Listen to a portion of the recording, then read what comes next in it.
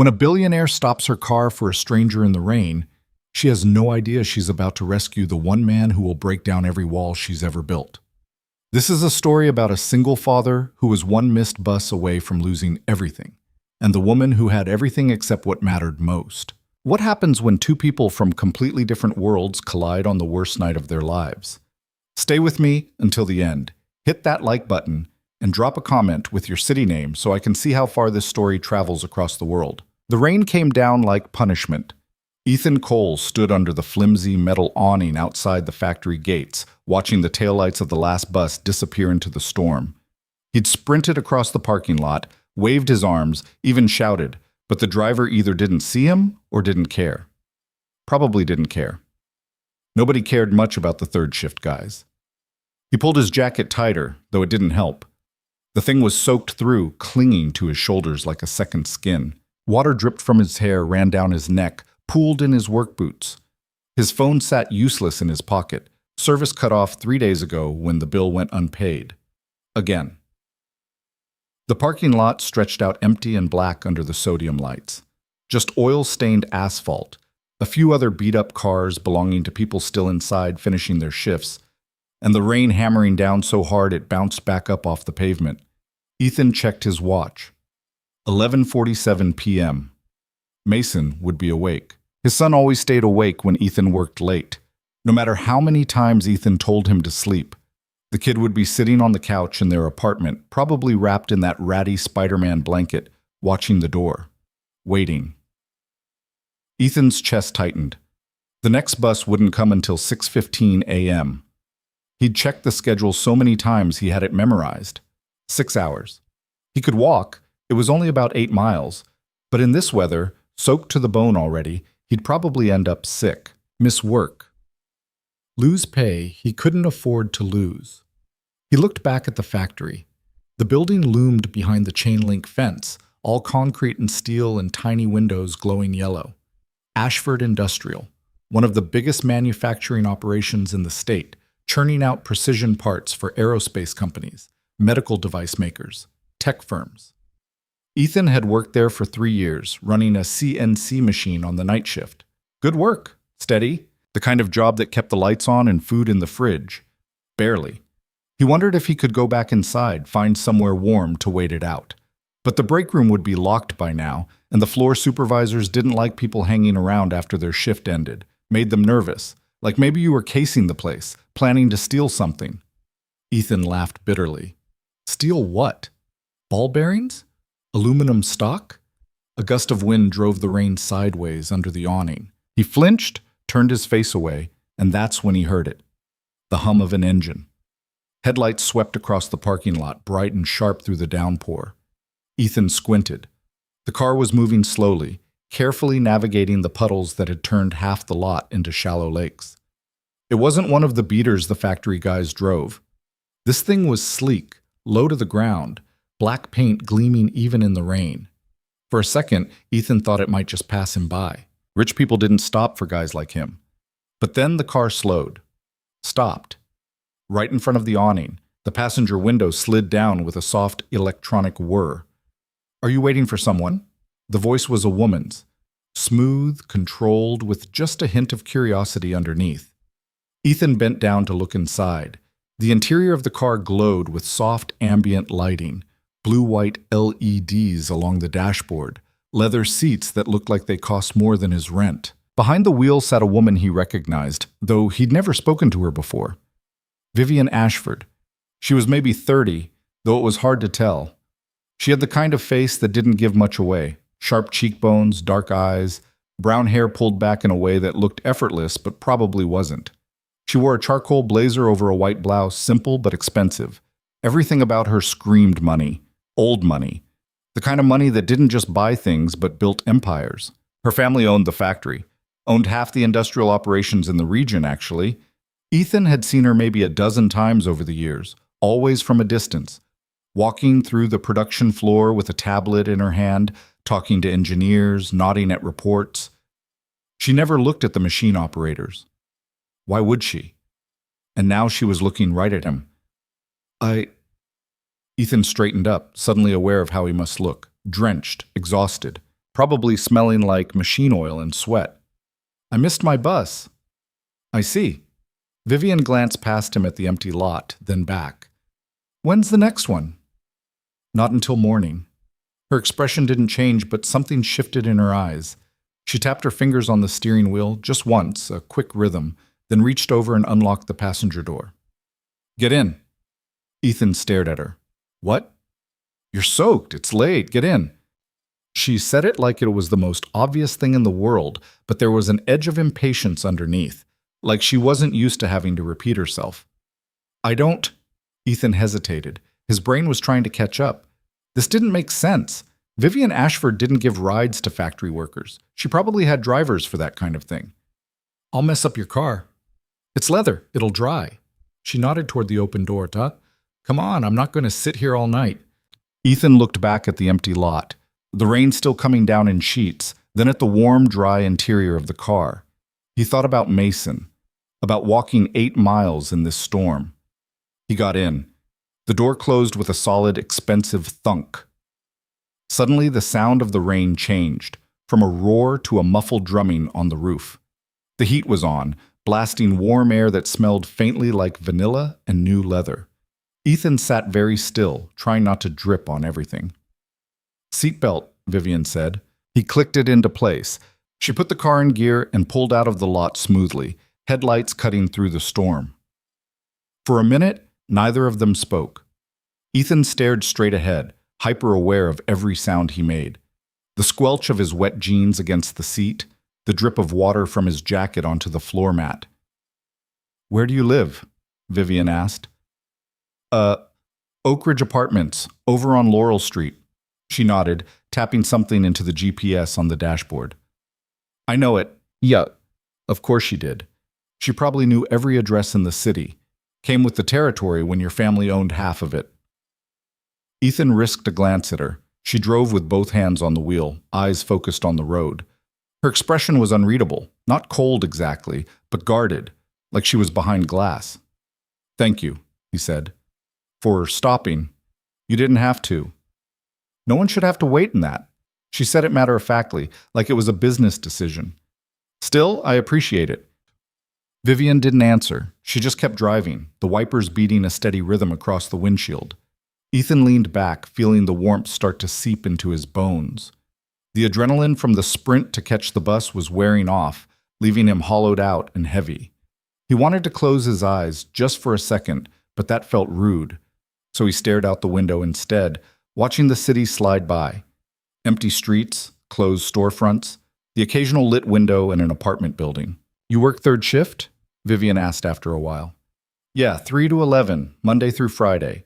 Sometimes Saturdays if we're behind. CNC operator? Ethan blinked. How'd you know?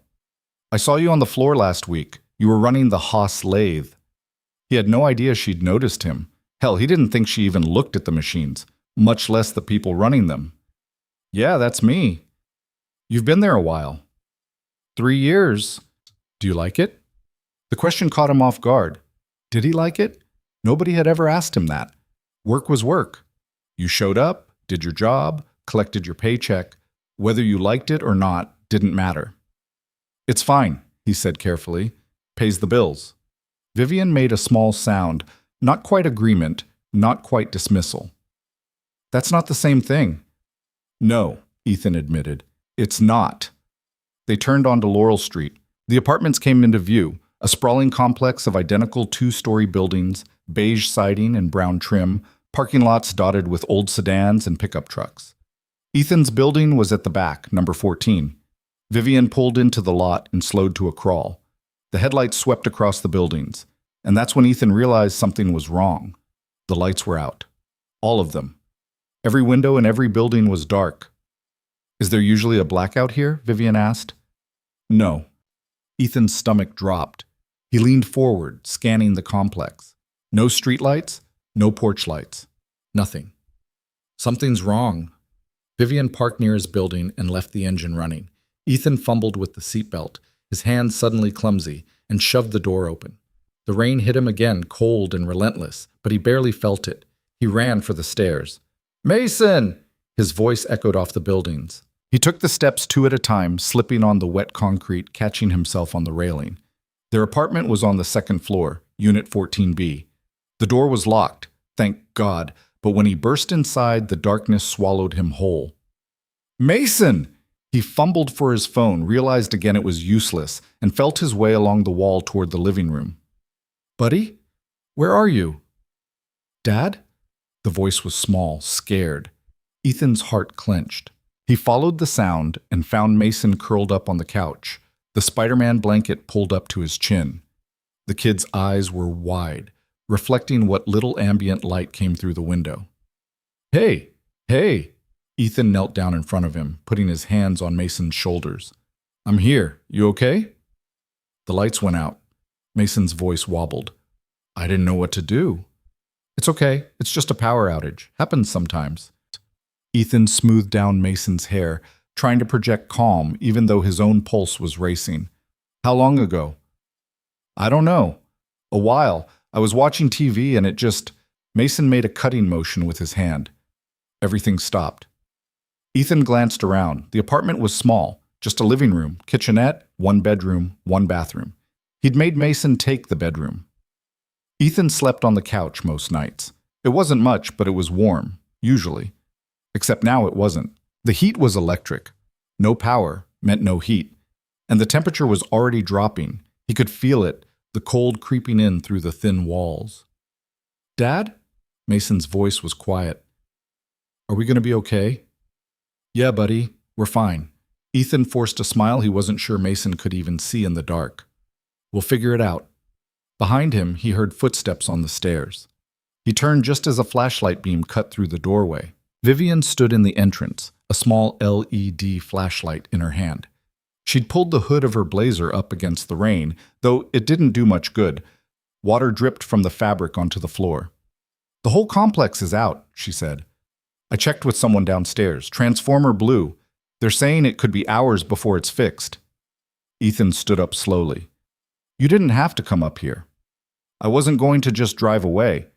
Vivian stepped inside, shining the light around the apartment. Her gaze lingered on Mason for a second, then moved to the thermostat on the wall. It's going to get cold. We'll be fine. The words came out sharper than he meant them to. We've dealt with worse. Vivian looked at him, really looked at him, for the first time since he'd gotten in her car. Her expression was still guarded, but something else flickered underneath. Something that might have been concern, or might have been calculation. With her, it was hard to tell. You have a son, she said. Yeah. Ethan moved to stand between her and Mason, a reflexive gesture he didn't even think about. His name's Mason. How old? 8. Vivian's jaw tightened. She glanced at Mason again, then back at Ethan. You can't stay here tonight, not without heat. We'll manage. No, you won't. Her tone shifted, still controlled, but harder now. It's going to drop into the 30s tonight. This building isn't insulated well. You'll freeze. We'll pile on blankets. And if he gets sick, what then? She pointed at Mason with the flashlight. You miss work, lose pay, fall further behind. Ethan's hands clenched into fists. She wasn't wrong, but that didn't make it easier to hear. What do you suggest? Vivian took a breath. When she spoke again, her voice was quieter. Come with me. What? My house. It's 15 minutes from here. I have guest rooms. Heat. Food. She paused. It's just for tonight, until the power's back. Ethan stared at her. The offer was absurd. Generous and absurd and completely outside the bounds of anything that made sense. Vivian Ashford didn't invite factory workers into her home. She didn't even know him. Not really. They'd exchanged maybe 10 sentences total. I can't do that, he said. Why not? Because, he gestured helplessly. Because you don't just offer that to people. Because it's weird. Because you're proud, Vivian cut him off. Or because you think I'm offering out of pity. Ethan's mouth snapped shut. I'm not, she continued. I'm offering because it's practical. You need a place to stay. I have space. That's all this is. Dad? Mason's voice was small behind him. What's going on? Ethan turned. His son was sitting up now, the blanket still wrapped around his shoulders, looking between the two adults with wide, uncertain eyes. And that's what broke him. Not the rain, not the cold, not even the power outage. It was the look on Mason's face. Ethan had been doing this alone for 3 years. Ever since Sarah died, it had been just the two of them. He'd scraped and clawed and sacrificed everything to make sure Mason had what he needed: food, clothes, a roof over his head. But there were things Ethan couldn't control. Things that slipped through the cracks no matter how hard he tried. Like transformer boxes blowing in storms, like buses leaving early, like the gap between what he could provide and what his son deserved. He looked back at Vivian. She was still standing there, flashlight in hand, waiting. "Just for tonight," she said again. "That's all." Ethan closed his eyes, took a breath, let it out. "Okay." 20 minutes later, they were in Vivian's car again, heading out of the city. Mason sat in the back seat, bundled in his blanket, staring out the window with the quiet wonder of a kid who'd never been in a car this nice before. Ethan sat in the front, a hastily packed duffel bag at his feet with a change of clothes for both of them, and Mason's inhaler. The rain had eased to a drizzle. The city gave way to suburbs, then to something that wasn't quite country, but wasn't quite suburbs either. Big lots, old trees, houses set far back from the road. "How far out do you live?" Ethan asked. "Not far, another few minutes." She turned onto a private road, paved but narrow, winding through woods that pressed in close on both sides. The headlights caught flashes of wrought iron fencing, stone pillars, a gate that opened automatically as they approached. And then the house came into view. It wasn't a house. It was an estate. The main building was 3 stories, red brick with white trim, tall windows glowing warm and golden in the night. Wings extended on either side, symmetrical and elegant.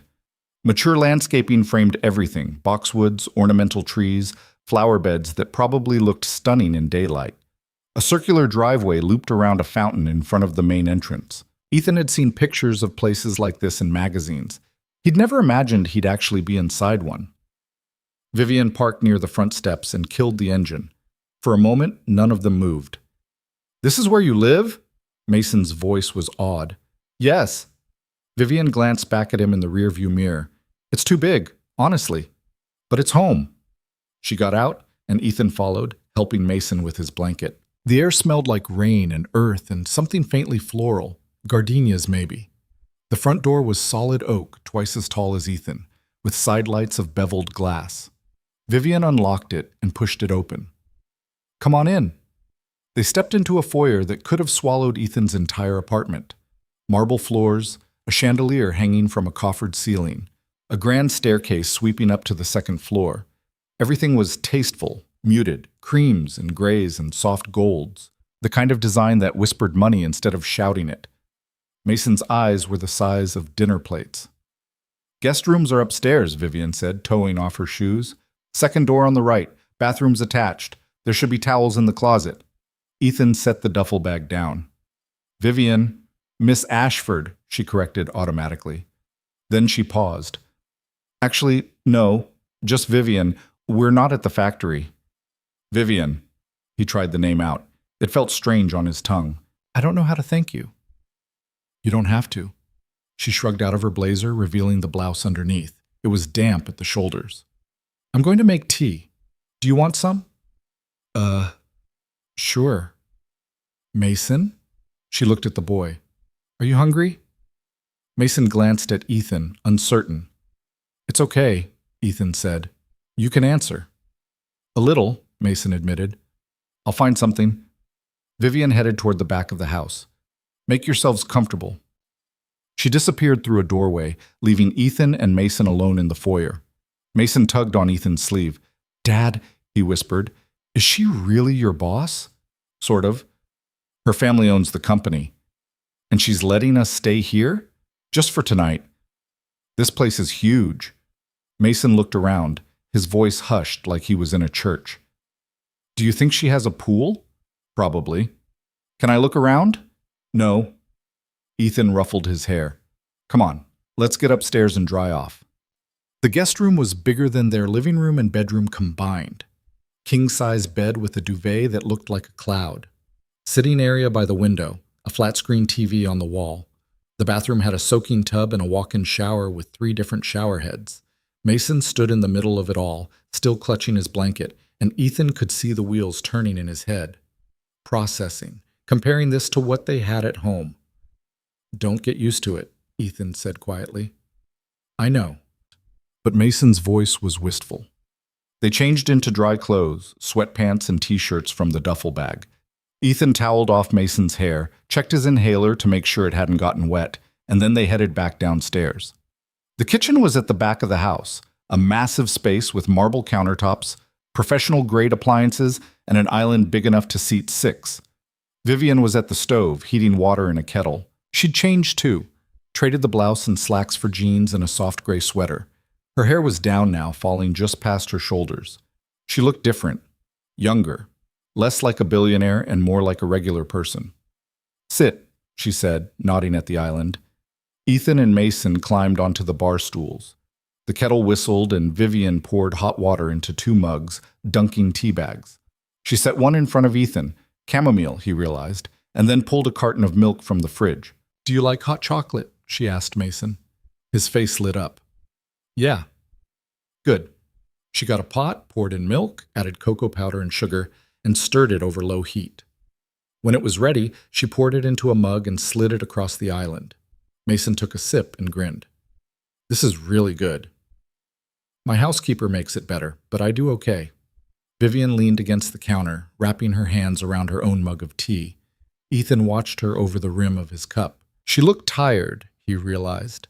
Not physically, though it was late, but something deeper. The kind of tired that came from carrying weight for too long. "Why'd you stop?" he asked. Vivian looked up. "What?" "In the parking lot." "Why'd you stop for me?" She considered the question, her gaze steady. "Because you looked like you needed help, and I could give it." "That simple?" "That simple."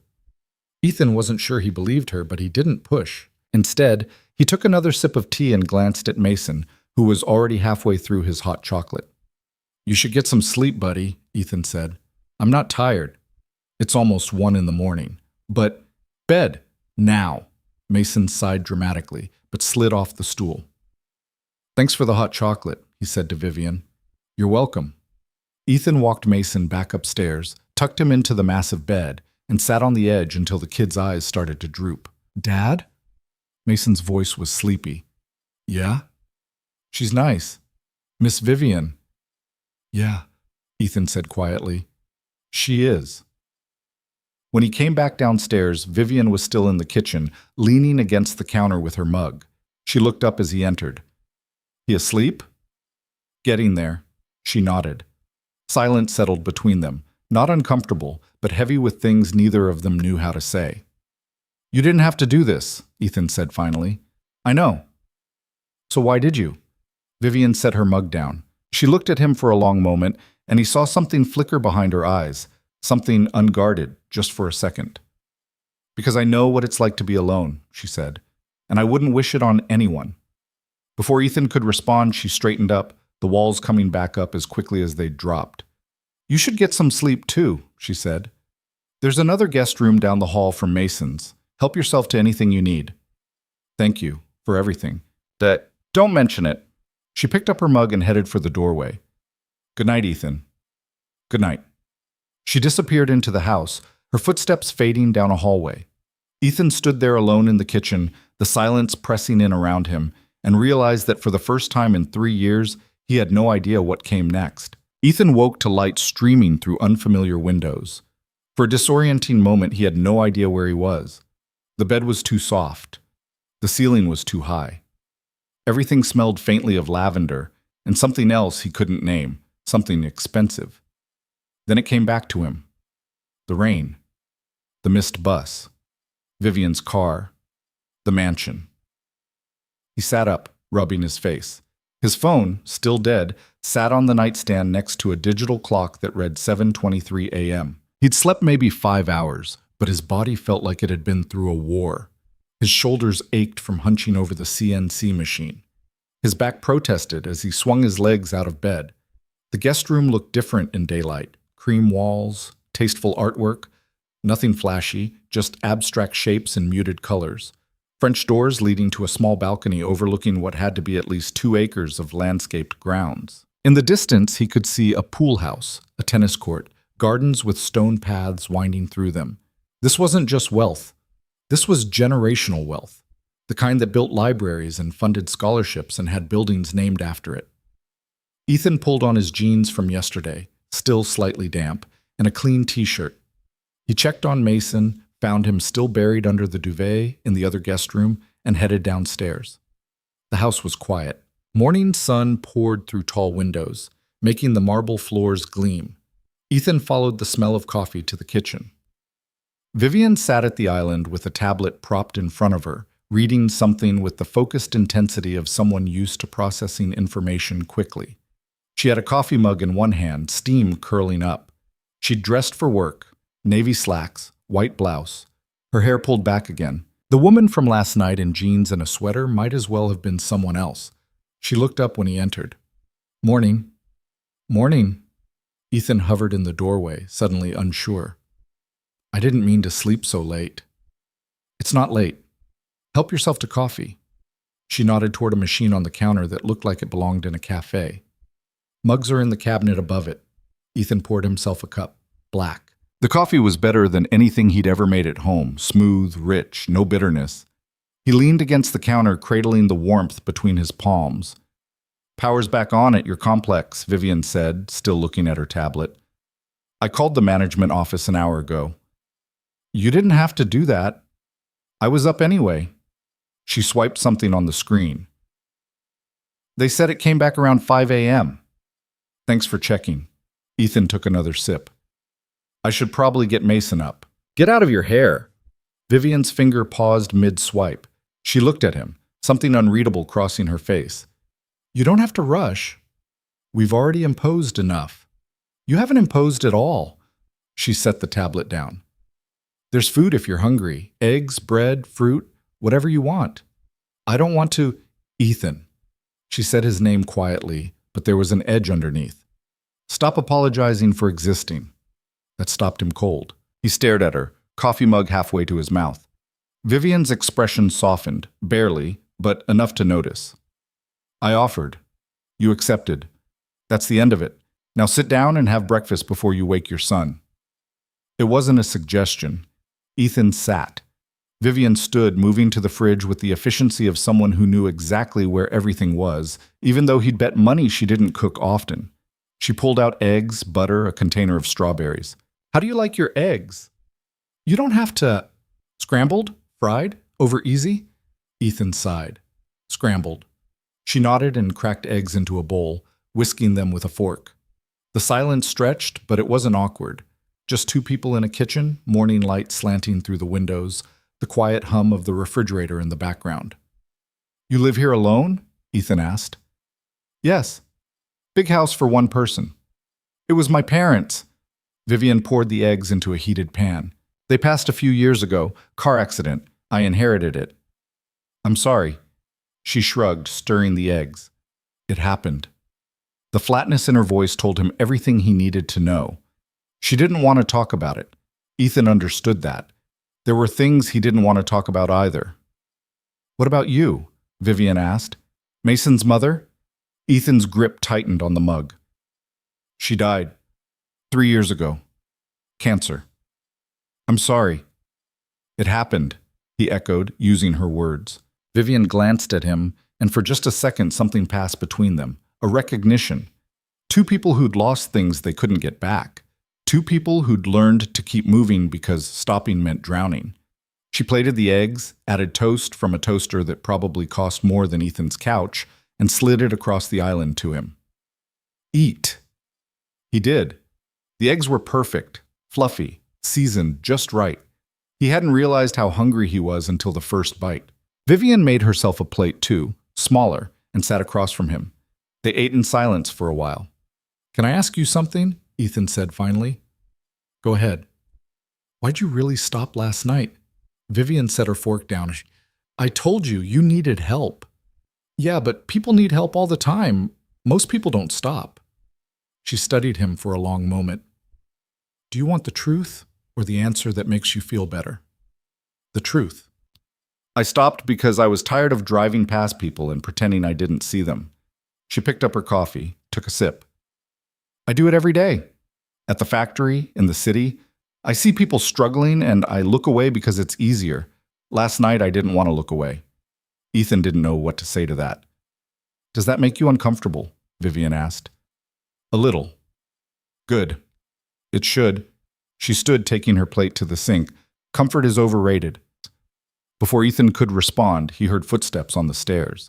Mason appeared in the doorway, hair sticking up in every direction, still in his Spider-Man pajamas. Dad? Hey, buddy. Ethan waved him over. Sleep okay?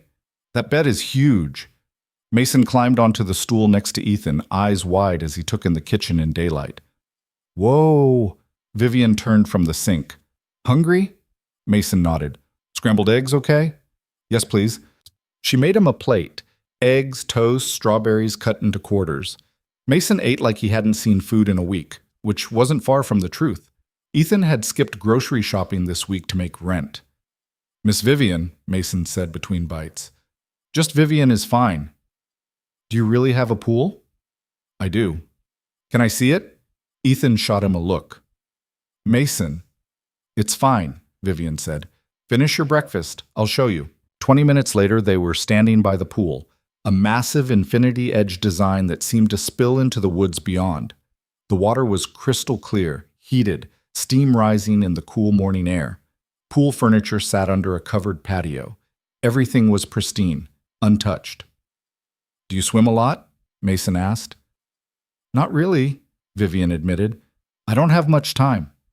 That's sad. If I had a pool like this, I'd swim every day. Vivian smiled, a real smile, not the guarded half version Ethan had seen. Maybe you should. Mason looked up at her, confused. What? Come back sometime. Use the pool. Really? Mason, Ethan said, his voice tight. She's being polite, don't... I'm not being polite, Vivian interrupted. I'm being serious. The pool sits empty 11 months a year. Someone should use it. Ethan opened his mouth to argue, but the look on his son's face stopped him. Mason was staring at Vivian like she'd just offered him the moon. Can we, Dad? Ethan looked at Vivian. She met his gaze, unflinching. We'll see, he said finally. They walked back to the house.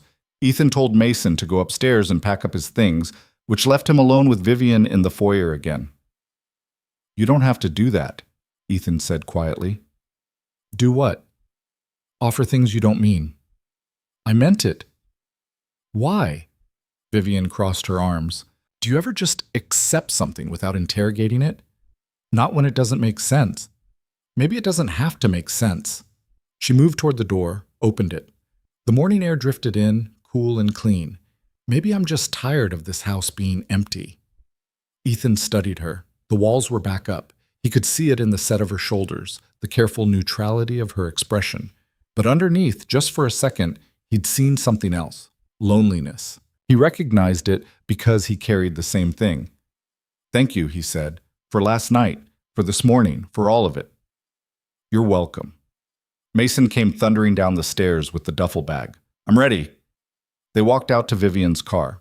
She drove them back to Oak Ridge Apartments in silence. The complex looked different in daylight, smaller, shabbier. The power was back on, but the parking lot was still dotted with puddles from the storm. Vivian pulled up to Ethan's building.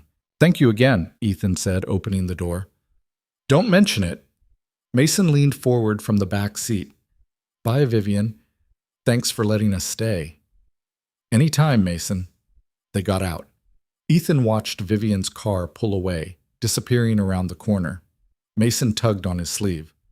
She's cool, Mason said. Yeah, Ethan agreed. She is. They climbed the stairs to their apartment. Inside, everything was exactly as they'd left it, cold, dark, unchanged. Ethan flipped the lights on, checked the thermostat. Heat kicked on with a rattle. Home. Except it didn't feel like home anymore. It felt small, cramped, like a box he'd convinced himself was enough. Ethan shook his head. He couldn't think like that. This was what they had. This was reality. Last night had been a blip, a moment of kindness from someone who lived in a different world. It didn't change anything. He spent the rest of Saturday cleaning, doing laundry, catching up on things he'd let slide. Mason played with his toys in the living room, but Ethan caught him staring out the window more than once, lost in thought. Sunday passed the same way, quiet, normal. By Monday morning, the mansion and the pool and Vivian Ashford felt like something Ethan had dreamed, until he got to work. The third shift started at 3 p.m. Ethan clocked in, changed into his work gear, and headed to his station. The Haslath sat waiting, the same as always. He ran through his pre-shift checklist, loaded the first job, and settled into the rhythm. Around 5, one of the floor supervisors appeared. Gary something. Ethan had never liked him. The guy had a way of talking down to people that made Ethan's teeth clench. "Cole." Gary jerked his thumb toward the offices. "You're wanted upstairs." Ethan froze. "What?" "Upstairs. Now." "Did I do something wrong?" "How should I know? Just go." Ethan wiped his hands on a rag, his stomach knotting. Getting called to the offices was never good. It usually meant a write-up or worse, termination. He tried to think of anything he'd screwed up recently. Came up blank. He took the stairs to the second floor where the administrative offices were. The space was nicer up here, carpeted, climate-controlled, with actual windows. He'd only been up here twice before, both times to sign paperwork when he'd started. A receptionist directed him to a conference room. Ethan knocked. "Come in." He pushed the door open and stopped dead. Vivian sat at the head of the table, flanked by 2 men in suits Ethan didn't recognize. She looked every inch the billionaire today. Tailored charcoal dress, hair in a perfect twist, expression cool and professional. "Mr. Cole," she said. "Have a seat." Ethan sat, his heart hammering. The 2 men watched him with expressions that gave nothing away. "This is Robert Chen, our Director of Operations," Vivian said, nodding to the man on her left. "And James Whitmore, Head of HR. Ethan nodded at them. Neither smiled. "We've been reviewing personnel files," Vivian continued, "looking for opportunities to promote from within. Your name came up." Ethan blinked. "What?" "You've been with us 3 years," Robert said, consulting a folder in front of him. "Clean record. No safety violations. Productivity metrics are solid. You cross-trained on 4 different machines last year."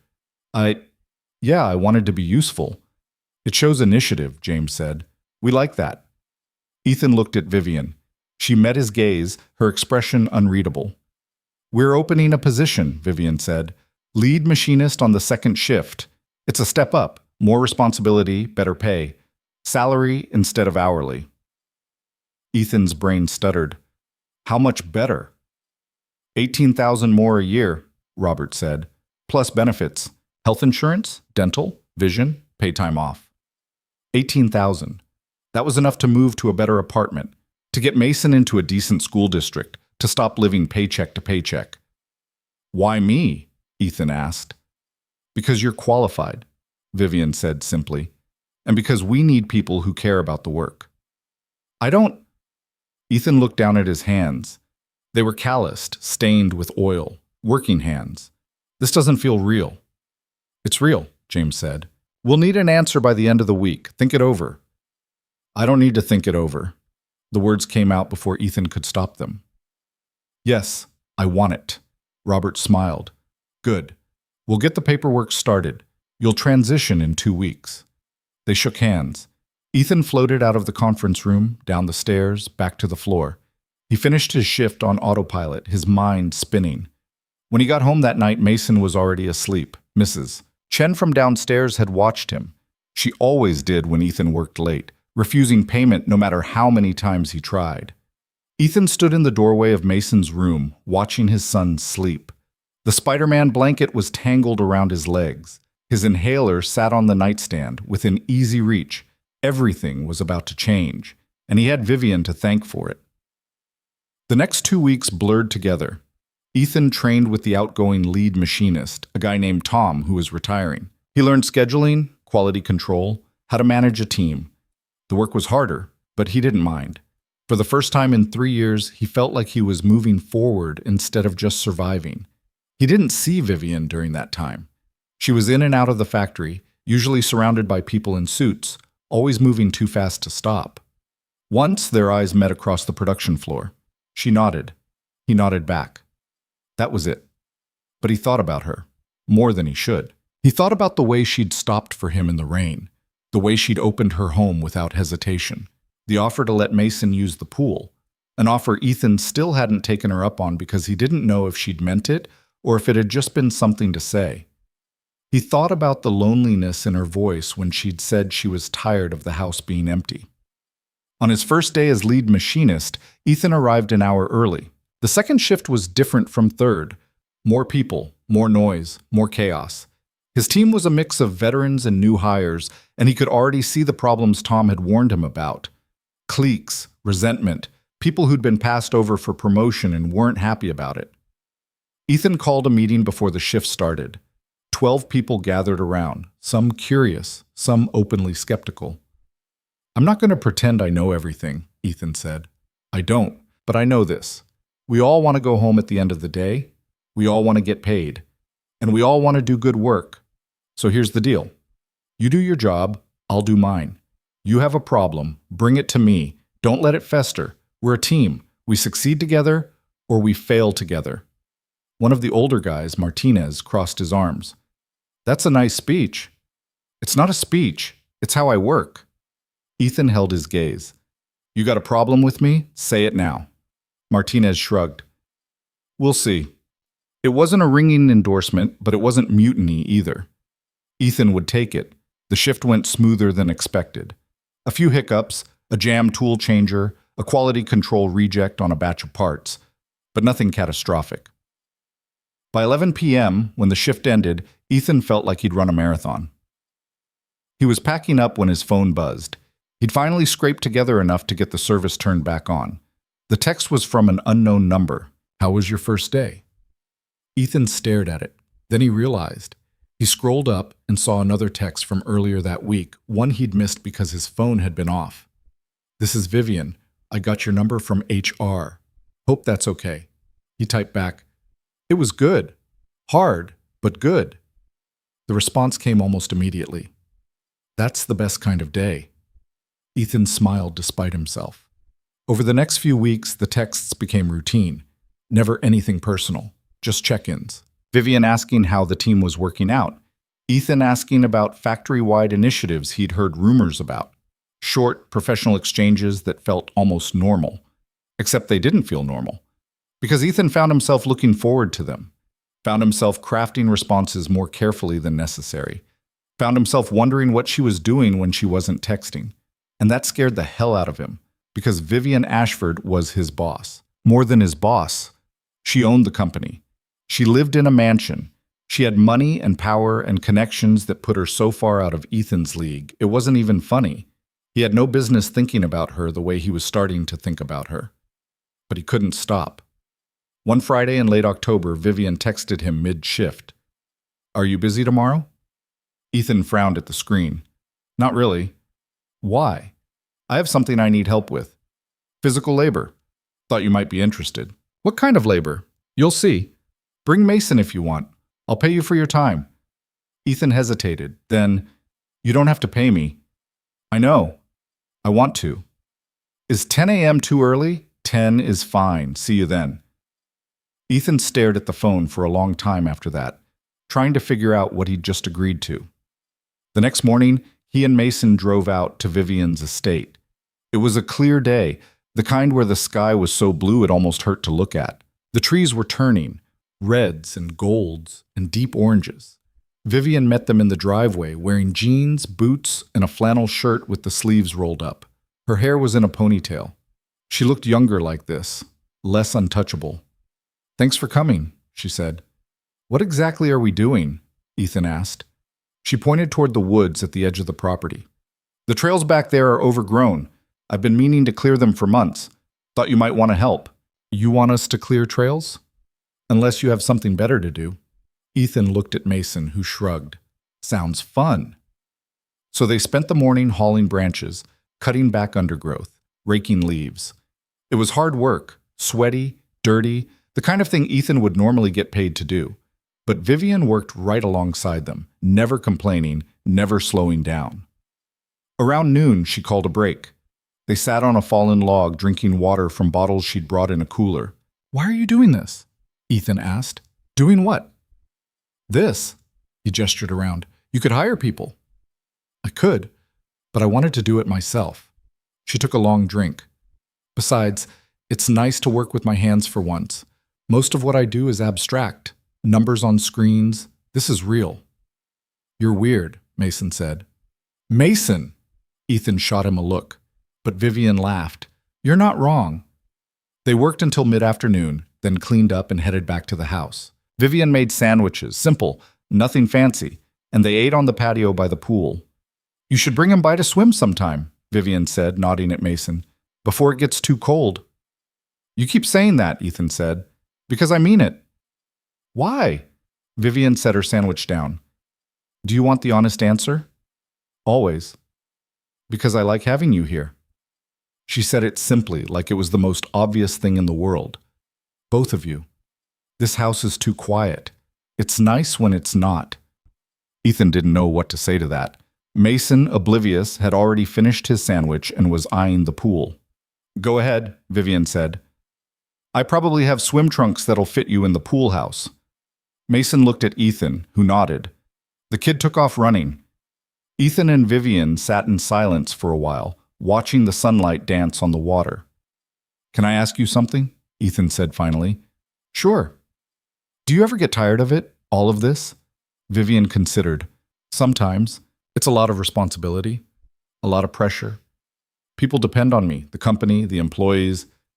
I can't just walk away." "Do you want to?" "Some days." She looked at him. "Do you ever want to walk away from your life?" Ethan thought about it. "No, my life is hard, but it's mine. I built it, or what's left of it anyway." "That's the difference between us then," Vivian said quietly. "I inherited mine. I didn't build anything. I'm just trying not to let it fall apart." Before Ethan could respond, Mason came running back in swim trunks 3 sizes too big, held up by a drawstring. He cannonballed into the pool, sending up a spray of water. Vivian smiled. "He's got the right idea." They stayed until sunset. By the time they left, Mason was exhausted and happy, wrapped in a towel in the back seat. Ethan drove home slowly, his mind full. That night, after putting Mason to bed, he sat on the couch with a beer he couldn't really afford and thought about Vivian Ashford. About the way she'd looked that afternoon, hair falling out of her ponytail, dirt on her jeans, laughing at something Mason said. About the loneliness in her eyes when she talked about her house being too quiet. About the fact that he was falling for her and had no idea what to do about it. His phone buzzed. "Thanks for today. It meant more than you know." Ethan stared at the message. Then, before he could second-guess himself, he typed back, "Anytime." And he meant it. November hit like a door slamming shut. The days got shorter, colder, and Ethan's new role as lead machinist demanded more of him than he'd anticipated. The promotion had come with respect from some people and resentment from others, and navigating that balance while keeping production on track felt like walking a tightrope in the dark. Martinez still gave him looks, small acts of defiance.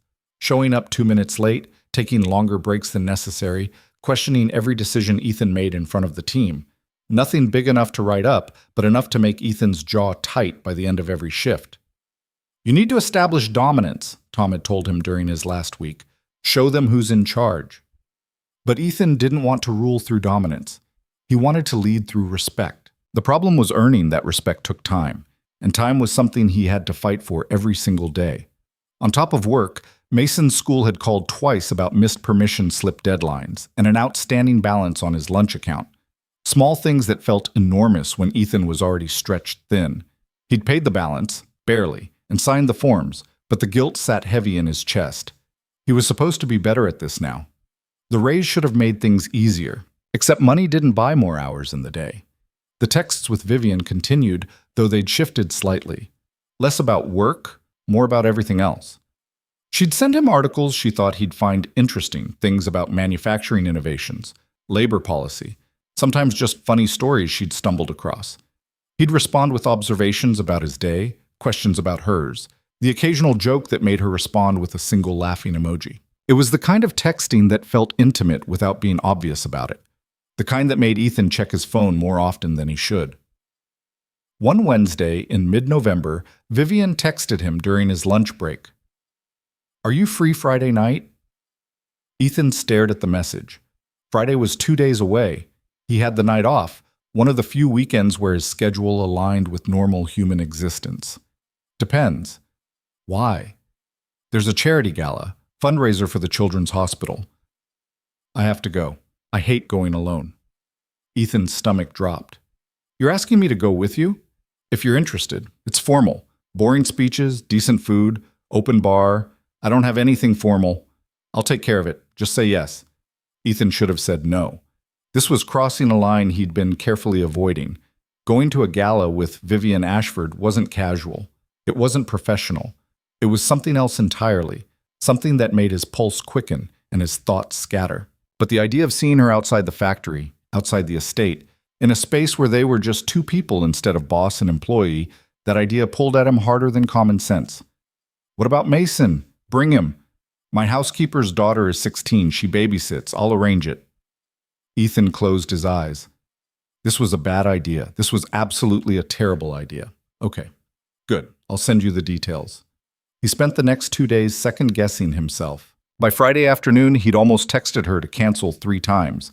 But then a package arrived at his apartment, a garment bag with a note in elegant handwriting.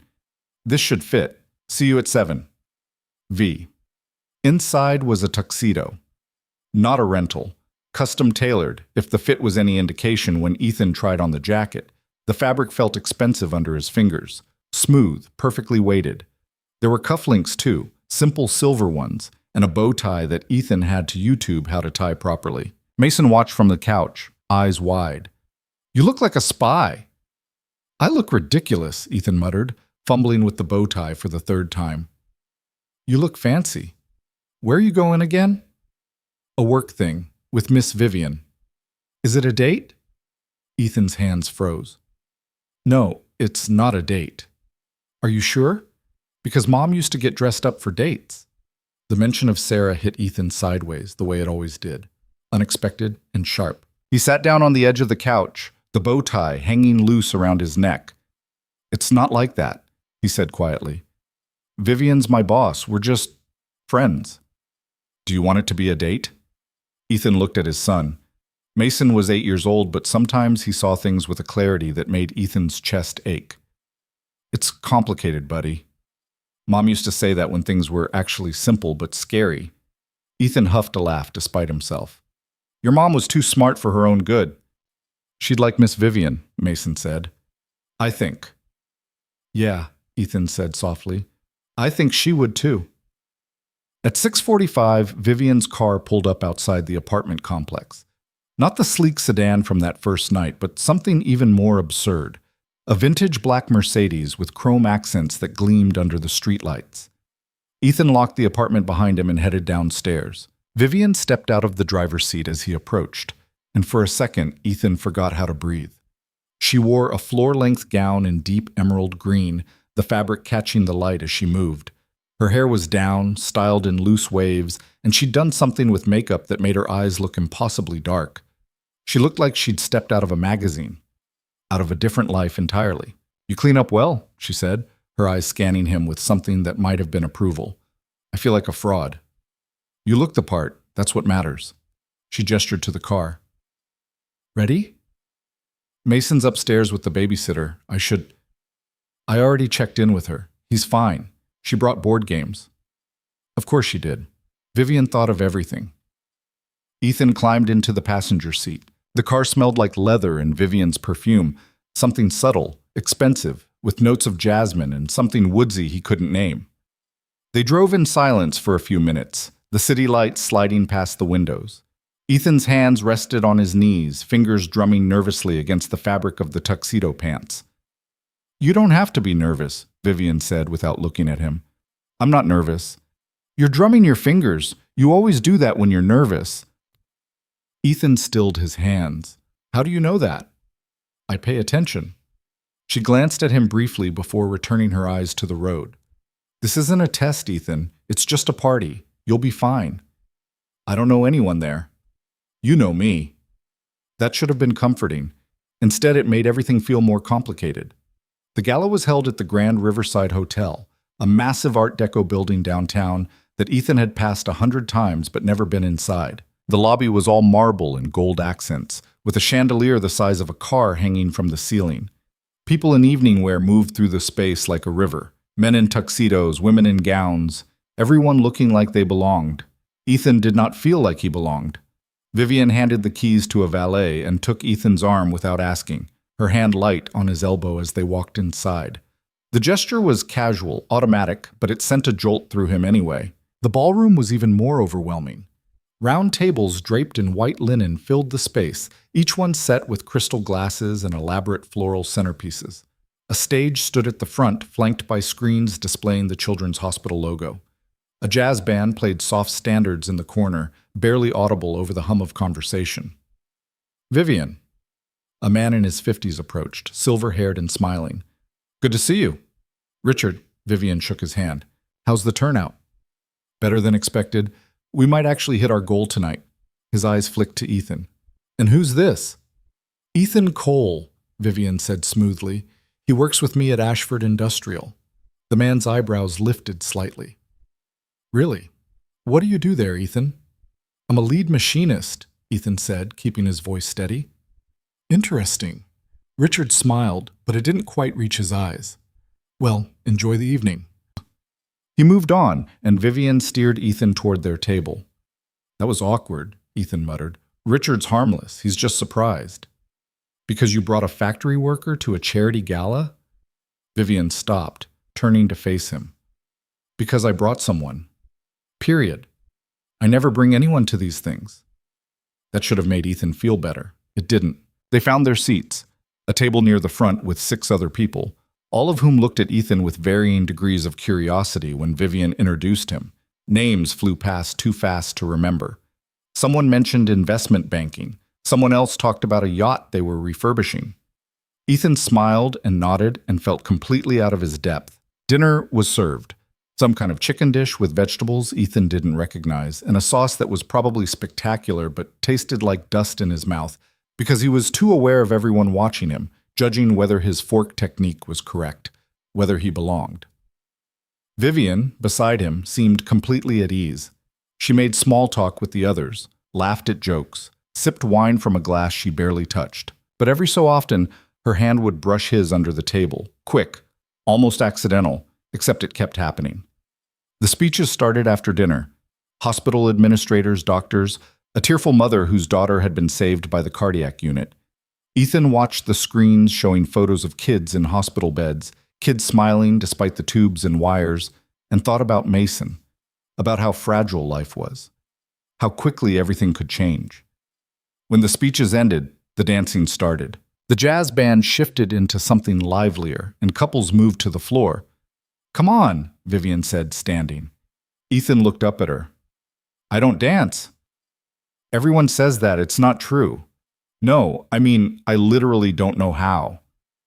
It's a slow song. You just sway. She held out her hand. Trust me. Ethan took her hand because refusing felt worse than humiliating himself on the dance floor. She led him out among the other couples, placed his hand on her waist, kept the other in hers. They started moving, barely, just a gentle back and forth that could generously be called dancing. See, Vivian said. Not so bad? I feel like an idiot. You look fine. You're a terrible liar. She smiled. Okay, you look a little stiff, but that's fixable. Just relax. Easy for you to say. You were probably doing this since you were 5. 7, actually. My mother insisted on cotillion. She wrinkled her nose. I hated every second. I don't believe that.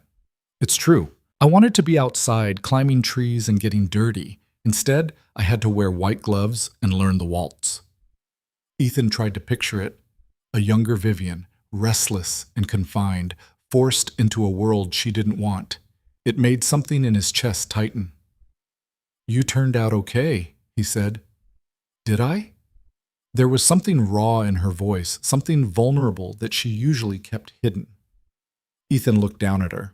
They were close enough that he could see the flecks of gold in her dark eyes, the way her lipstick had faded slightly at the center of her lower lip. Yeah, he said quietly. You did. The song shifted, slowing even more. Other couples pressed closer together. Vivian's hand tightened on Ethan's shoulder. "Can I tell you something?" she said. "Of course. I'm glad you came tonight. I know this isn't your scene, but I'm glad you're here." "I'm glad too." "Are you just saying that?" "No."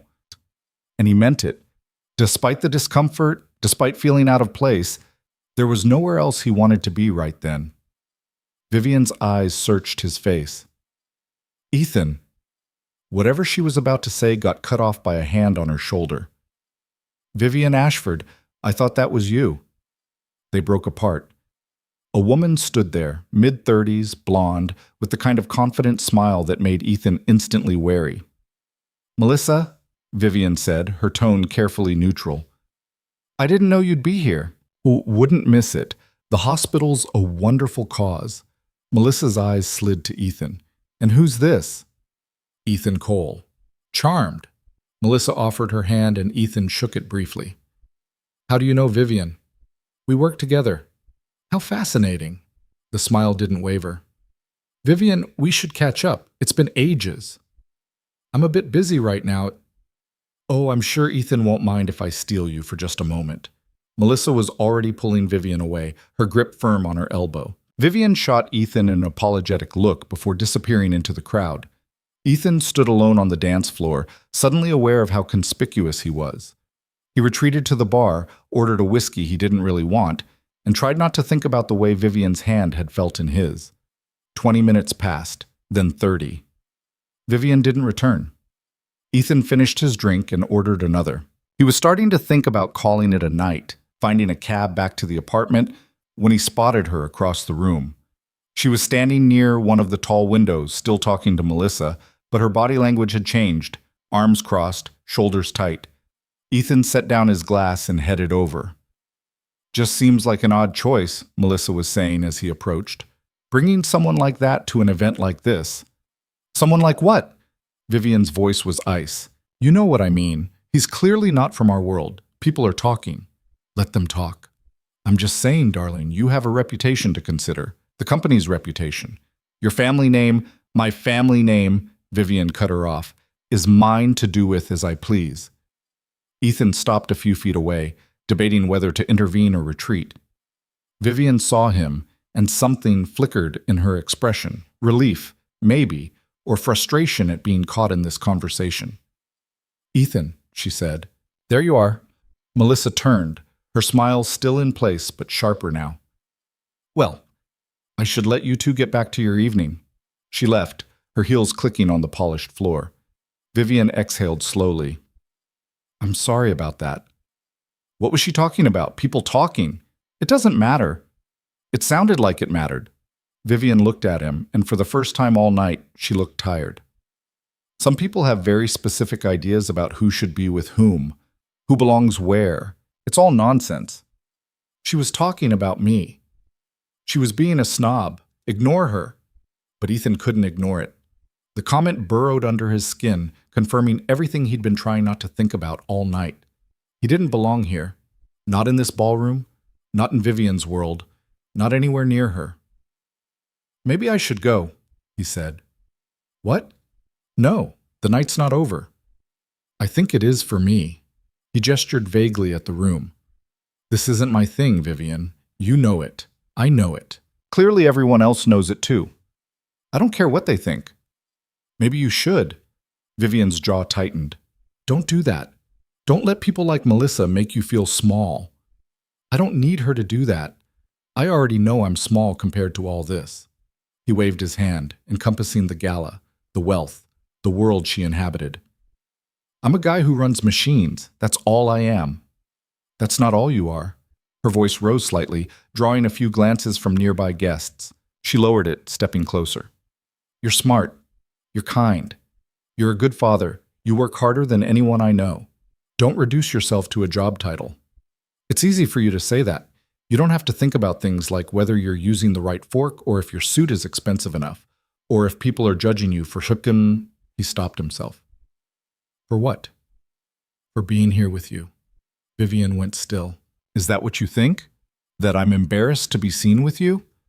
"I didn't say that. But it's what you're implying." Ethan ran a hand through his hair, frustration boiling over.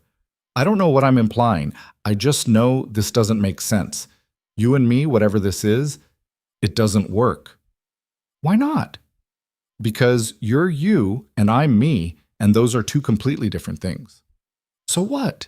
Vivian's eyes flashed. So we're different. So what? So everything. Ethan's voice came out harsher than he meant it to. You live in a mansion. I live in a 2-bedroom apartment with broken blinds and a bathroom sink that leaks. You throw charity galas. I skip meals so my kid can eat. We don't... He stopped because Vivian was staring at him with an expression he couldn't read. You skip meals? She said quietly. Ethan looked away. That's not the point. It is the point. You're struggling, and I didn't even know. Because it's not your problem to fix. What if I want it to be? The question hung between them, loaded with implications neither of them seemed ready to unpack. Before Ethan could respond, his phone buzzed in his pocket. He pulled it out, grateful for the interruption, and saw Mason's name on the screen. Not a text.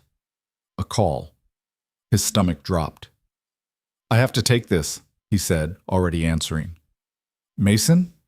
Dad. The babysitter's voice, not Mason's, young and shaky. Something's wrong. Mason can't breathe. The world tilted. What?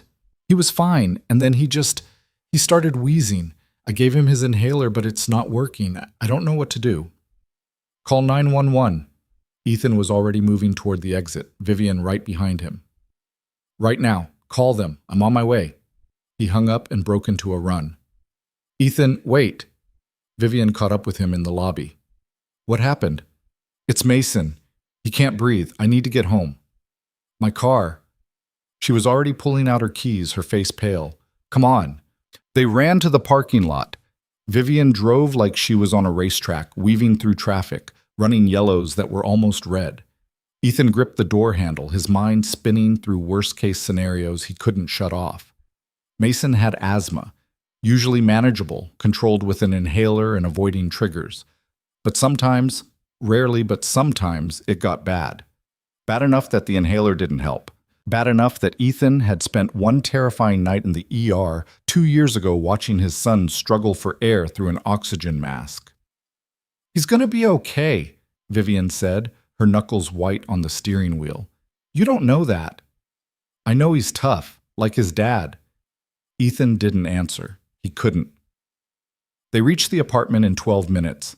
An ambulance sat in the parking lot, lights flashing. Ethan was out of the car before Vivian even stopped fully, taking the stairs 3 at a time. The apartment door was open.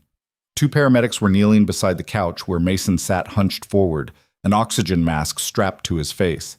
His chest heaved with each breath, the sound like sandpaper on wood. Mason! Ethan dropped to his knees beside him. Hey, buddy, I'm here. Mason's eyes found his, wide and terrified. He's having a severe asthma attack, one of the paramedics said. We're giving him oxygen and albuterol, but we need to transport him to the hospital. Okay, let's go. They loaded Mason onto a stretcher. The babysitter stood to the side, crying quietly. Ethan wanted to reassure her that this wasn't her fault, but he didn't have the words. He climbed into the back of the ambulance, holding Mason's hand as they strapped him in. Vivian appeared at the door. I'm following you, she said. You don't have to... I'm following you. The doors closed and the ambulance pulled away, sirens wailing. Ethan sat beside his son, watching the paramedic adjust the oxygen flow, and felt every piece of control he'd built over the last 3 years crumble into dust. This was the thing he couldn't fix, the thing he couldn't plan for or work harder to prevent. Mason's asthma didn't care how many extra shifts Ethan picked up or how carefully he budgeted. It just was. Dad! Mason's voice was muffled behind the mask, barely audible. Don't talk, buddy, just breathe. Focus on breathing.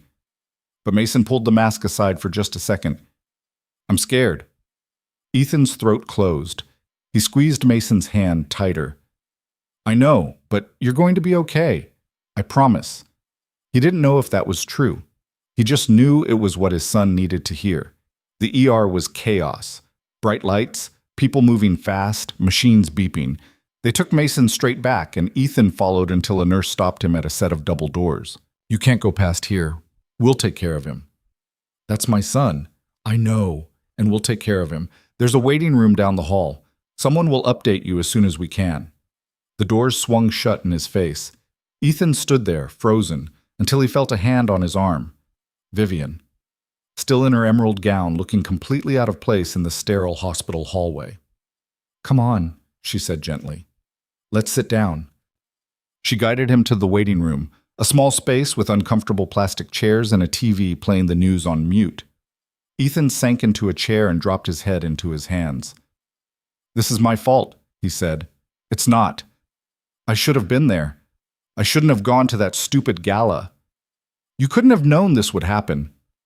I should have been there, he repeated, his voice cracking.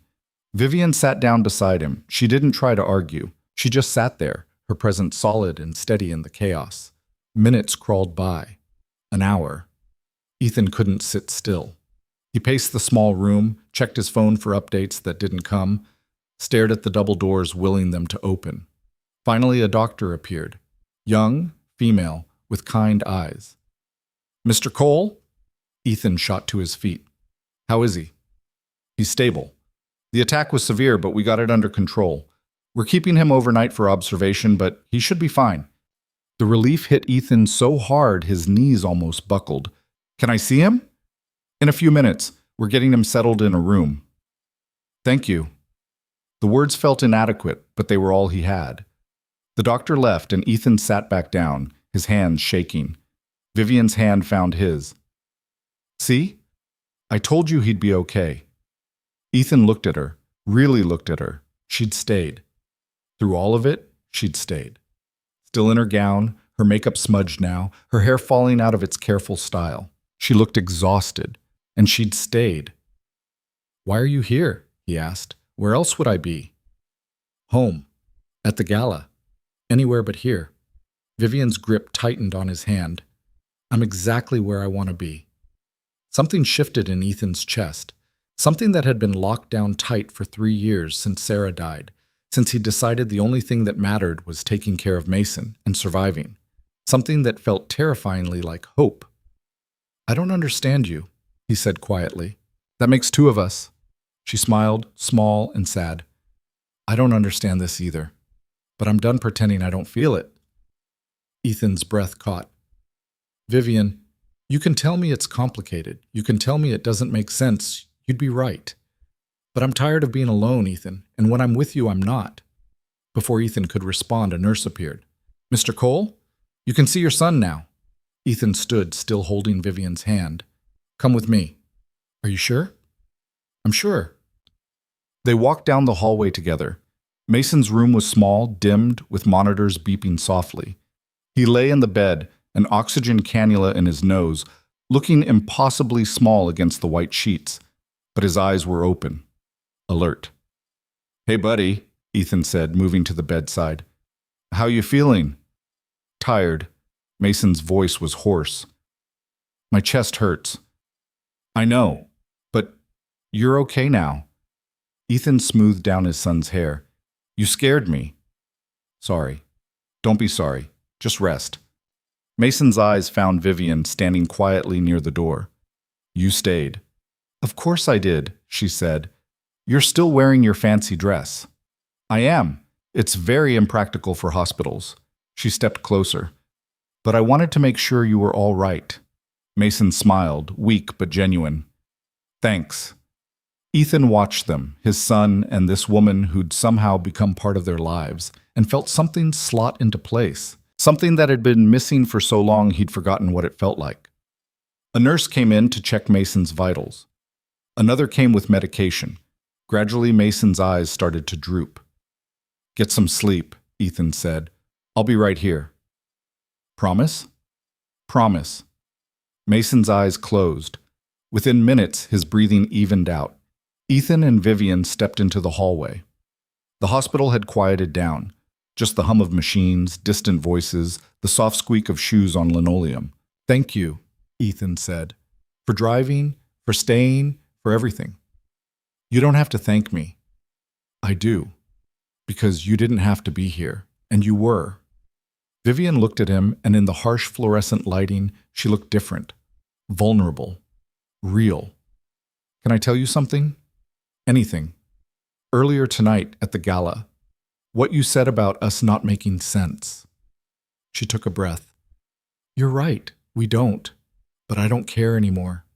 Ethan's heart hammered. Vivian, I know it's complicated. I know there are 100 reasons why this is a bad idea, but when I saw you tonight, terrified about Mason, all I could think was that I wanted to be there for you. Not because you work for me. Not because I feel obligated. Because I care about you. The words hung in the air between them.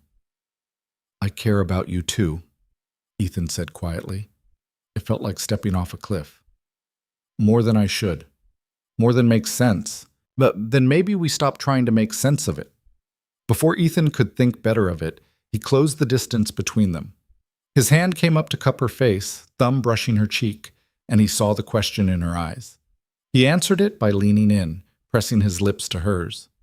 The kiss was gentle, tentative, like they were both afraid the other might pull away. But Vivian didn't pull away. Her hand came up to rest on his chest, and she kissed him back with a softness that made his chest ache.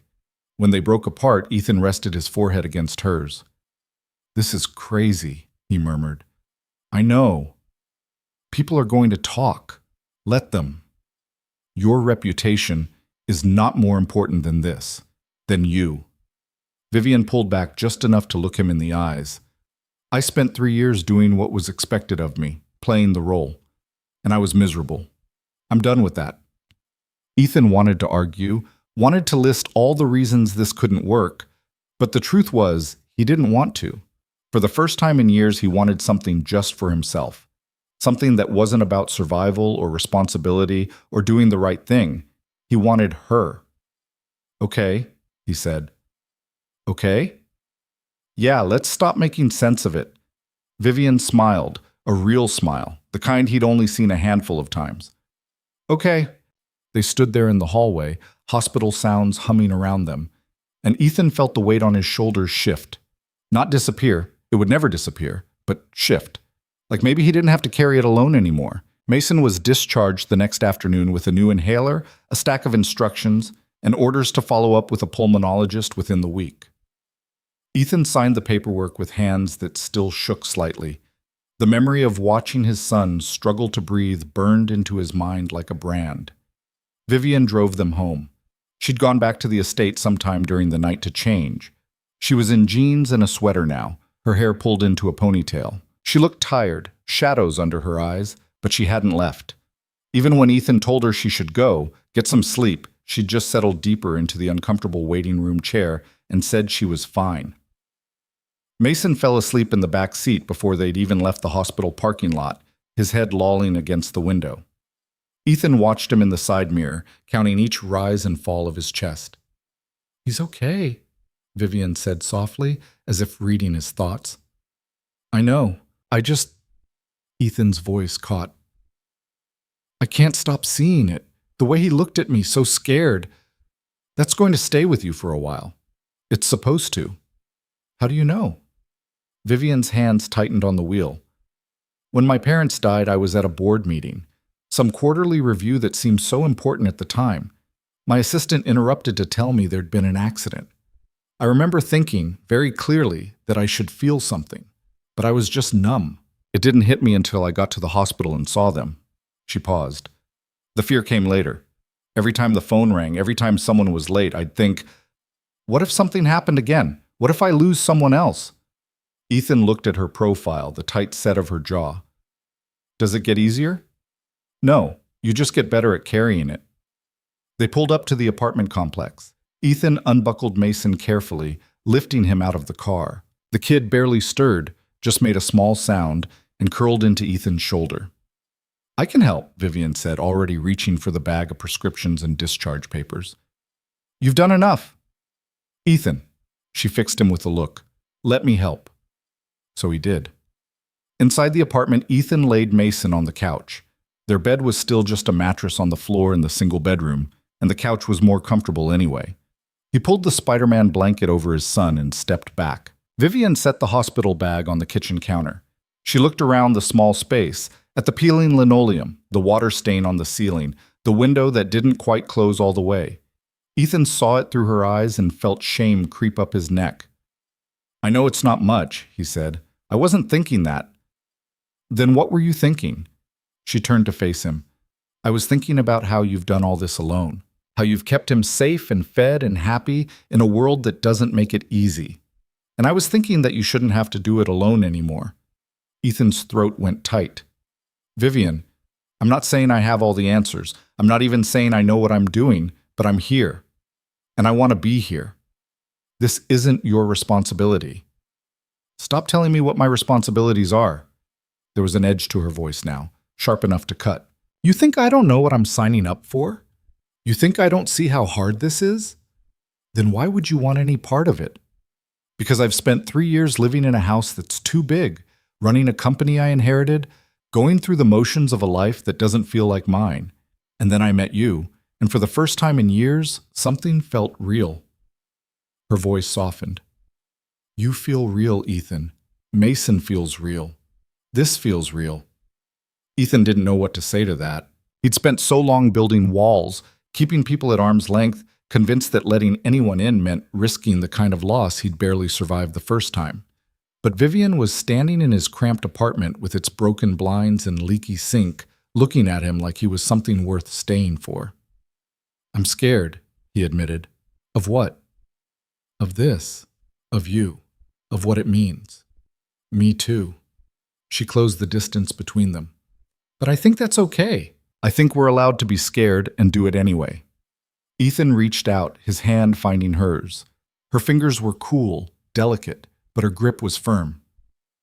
"I don't know how to do this. The last time I—" He stopped, the words catching. "Sarah was it for me. I thought I'd already had my chance." "Maybe you get more than one chance. Maybe that's how it works. Or maybe I screw this up and hurt you and ruin everything. Then we'll deal with it." Vivian squeezed his hand. "I'm not asking for perfect, Ethan. I'm just asking for honest." He looked at her, really looked at her. At the woman who'd stopped in the rain, who'd opened her home, who'd sat in a hospital waiting room all night in an evening gown, who was choosing him despite every logical reason not to. "Honest I can do," he said. She smiled. "Good." They stood there in the small kitchen, hands linked, and something settled between them. Not a resolution. There were still too many complications, too many unanswered questions, but an understanding, a beginning. Vivian stayed for another hour, helping Ethan organize Mason's medications, making sure he understood the pulmonologist's instructions. When she finally left, she kissed him at the door, soft and brief, but it still made his heart stutter. "Call me if you need anything," she said. "I will. I mean it. Anything. I know." She left, and Ethan closed the door behind her, leaning against it for a long moment. Through the thin wall, he could hear the neighbors arguing. The building's radiator clanked and hissed. Outside, someone's car alarm went off. This was his life. Small and messy and complicated. But for the first time in years, it felt like it might be enough. The next few weeks were a study in contradictions. At work, Ethan and Vivian maintained careful distance. They were professional, cordial, nothing that would raise eyebrows or fuel gossip. But after hours, things were different. She'd text him late at night, sometimes about work, sometimes about nothing at all. He'd respond, and they'd fall into conversations that stretched until midnight. Sometimes she'd call. Her voice would come through the phone, warm and close, and they'd talk about everything and nothing. She told him about the pressures of running the company, the board members who questioned every decision, the constant weight of expectations. He told her about Mason's slow recovery, the fear that still gripped him every time his son so much as coughed. They met outside the factory when they could. Coffee on weekday mornings before Ethan's shift, lunch on Saturdays at diners where no one from their usual circles would see them. It felt like sneaking around, and maybe it was, but neither of them was ready to make it public. "People will talk," Vivian said one Saturday, over burnt coffee and pancakes that were too sweet. "When they find out—" "I know. It could make things difficult for you at work." "I can handle it." She studied him across the table. "Can you? Some of these guys, Martinez for example, they're already looking for reasons to undermine you. This would give them ammunition." Ethan set down his fork. "Are you saying we should stop?" "No. I'm saying we should be smart about it. What does smart look like? Vivian traced the rim of her coffee cup with one finger. I don't know yet, but I'm working on it. 2 weeks later, she showed up at his apartment unannounced on a Sunday morning. Ethan opened the door in sweatpants and a t-shirt, hair still messy from sleep, and found her standing there with a look he couldn't read. I need to show you something, she said. Now? Now. Get Mason. This is for both of you. 20 minutes later, they were in her car, heading out of the city. Mason sat in the back, excited and curious, firing questions Vivian deflected with a smile. Ethan watched the landscape change, urban giving way to suburban, then to something more rural. Trees pressed in on both sides of the road. The houses got bigger, further apart. Where are we going? Ethan asked. You'll see. She turned down a side road, then another, until they were on a gravel drive cutting through woods. And then the trees opened up, and Ethan saw it. A house. Not as massive as Vivian's estate, but substantial. 2 stories painted a soft gray blue, with white trim and a wraparound porch. The lawn was overgrown, the flower beds choked with weeds, but the bones of the place were solid. Behind it, Ethan could see what looked like a barn, and beyond that, open fields. Vivian parked and got out. Ethan followed, Mason already running toward the porch. Whose house is this? Ethan asked. Mine.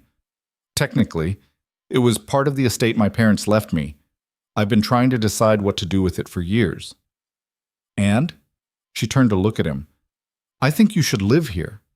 Ethan's brain stuttered to a halt. What? You and Mason, you should live here. I can't afford. I'm not asking you to buy it. I'm offering it to you. No rent, just. She gestured at the overgrown yard. Take care of it. Make it a home. Ethan stared at her. You're not serious. I am. Completely serious. Vivian, you can't just give me a house. I'm not giving it to you. I still own it. I'm just letting you use it. That's the same thing. No, it's not. She crossed her arms. Look, this place has been sitting empty for 3 years. It's a waste. You're living in an apartment that barely fits you and Mason, in a neighborhood that's not safe, with walls so thin you can hear everything. She gestured at the house. This has space, 3 bedrooms, a yard, good schools nearby. It makes sense. For you, maybe. For me, this feels like what? Like charity. Like you're trying to fix my life because you feel sorry for me. Vivian's expression hardened. Is that really what you think? After everything? I don't know what to think. You keep offering me things, jobs, houses, and I don't know what I'm supposed to do with that. You're supposed to say yes. You're supposed to let someone help you for once instead of carrying everything alone. It's not that simple. Why not? Because Ethan's voice rose and he caught himself, glancing at Mason, who was still exploring the porch. He lowered it. Because accepting this changes things. It makes me dependent on you. And what happens when this falls apart? What happens to Mason? Vivian flinched like he'd struck her. You think this is going to fall apart? I think most things do. Not all things, not if you don't let them. Ethan ran a hand through his hair, frustration and fear tangling in his chest. I can't take this from you, Vivian. I can't. She looked at him for a long moment, her jaw tight. Fine. Then don't. Stay in your apartment. Keep struggling. Keep Mason in a place that's barely adequate because your pride won't let you accept help. That's not fair. None of this is fair, Ethan. Life isn't fair. But sometimes people offer you something good, and you get to choose whether to take it or throw it away because you're scared. They stood there in the overgrown driveway, the tension thick between them. Mason's voice drifted from the porch. He'd found a swing hanging from the rafters and was asking if he could try it. Go ahead, buddy, Ethan called. Then to Vivian, quieter. I need time to think about this. Take all the time you need. She pulled her keys from her pocket. But think about him, not just yourself. She walked back to the car and got in. Ethan stood there, watching her, feeling like he'd just failed some test he hadn't known he was taking. Mason came running up. Dad, this place is so cool. Can we really live here? Ethan looked down at his son's excited face, then back at the house, at the potential of it, the space and safety and stability it represented. I don't know, buddy. Maybe. They drove back to the city in near silence. Vivian dropped them off at the apartment without coming in. Ethan watched her drive away and felt the absence like a physical thing. That night, after Mason was asleep, Ethan sat on the couch with a beer he wasn't drinking and stared at the water-stained ceiling. His phone sat on the coffee table, silent. He picked it up 3 times to text Vivian, and 3 times he set it back down. Pride was a stupid thing to cling to. He knew that. But it was all he had left sometimes. The knowledge that he'd done this on his own, that he'd kept Mason safe and fed through sheer determination and work. Accepting Vivian's help felt like admitting he couldn't do it alone. Except he couldn't do it alone. That was the truth he'd been avoiding. He was barely holding it together, and one more crisis, another hospital visit, a missed shift, an unexpected bill, would send the whole fragile structure crashing down. Mason deserved better than fragile. Ethan picked up his phone and texted, "Can we talk?" The response came within seconds. Yes. They met the next day at a park halfway between the factory and her estate. It was cold, the kind of November afternoon where the sky was gray and the wind cut through jackets. They walked side by side along a path that circled a pond. "I'm sorry," Ethan said, "for yesterday, for how I reacted." "You don't have to apologize for being scared." "Maybe not, but I could have been less of a jerk about it." Vivian smiled slightly. "You weren't a jerk, you were honest." "Still," he shoved his hands in his pockets, "I've been thinking about the house. And I want to say yes.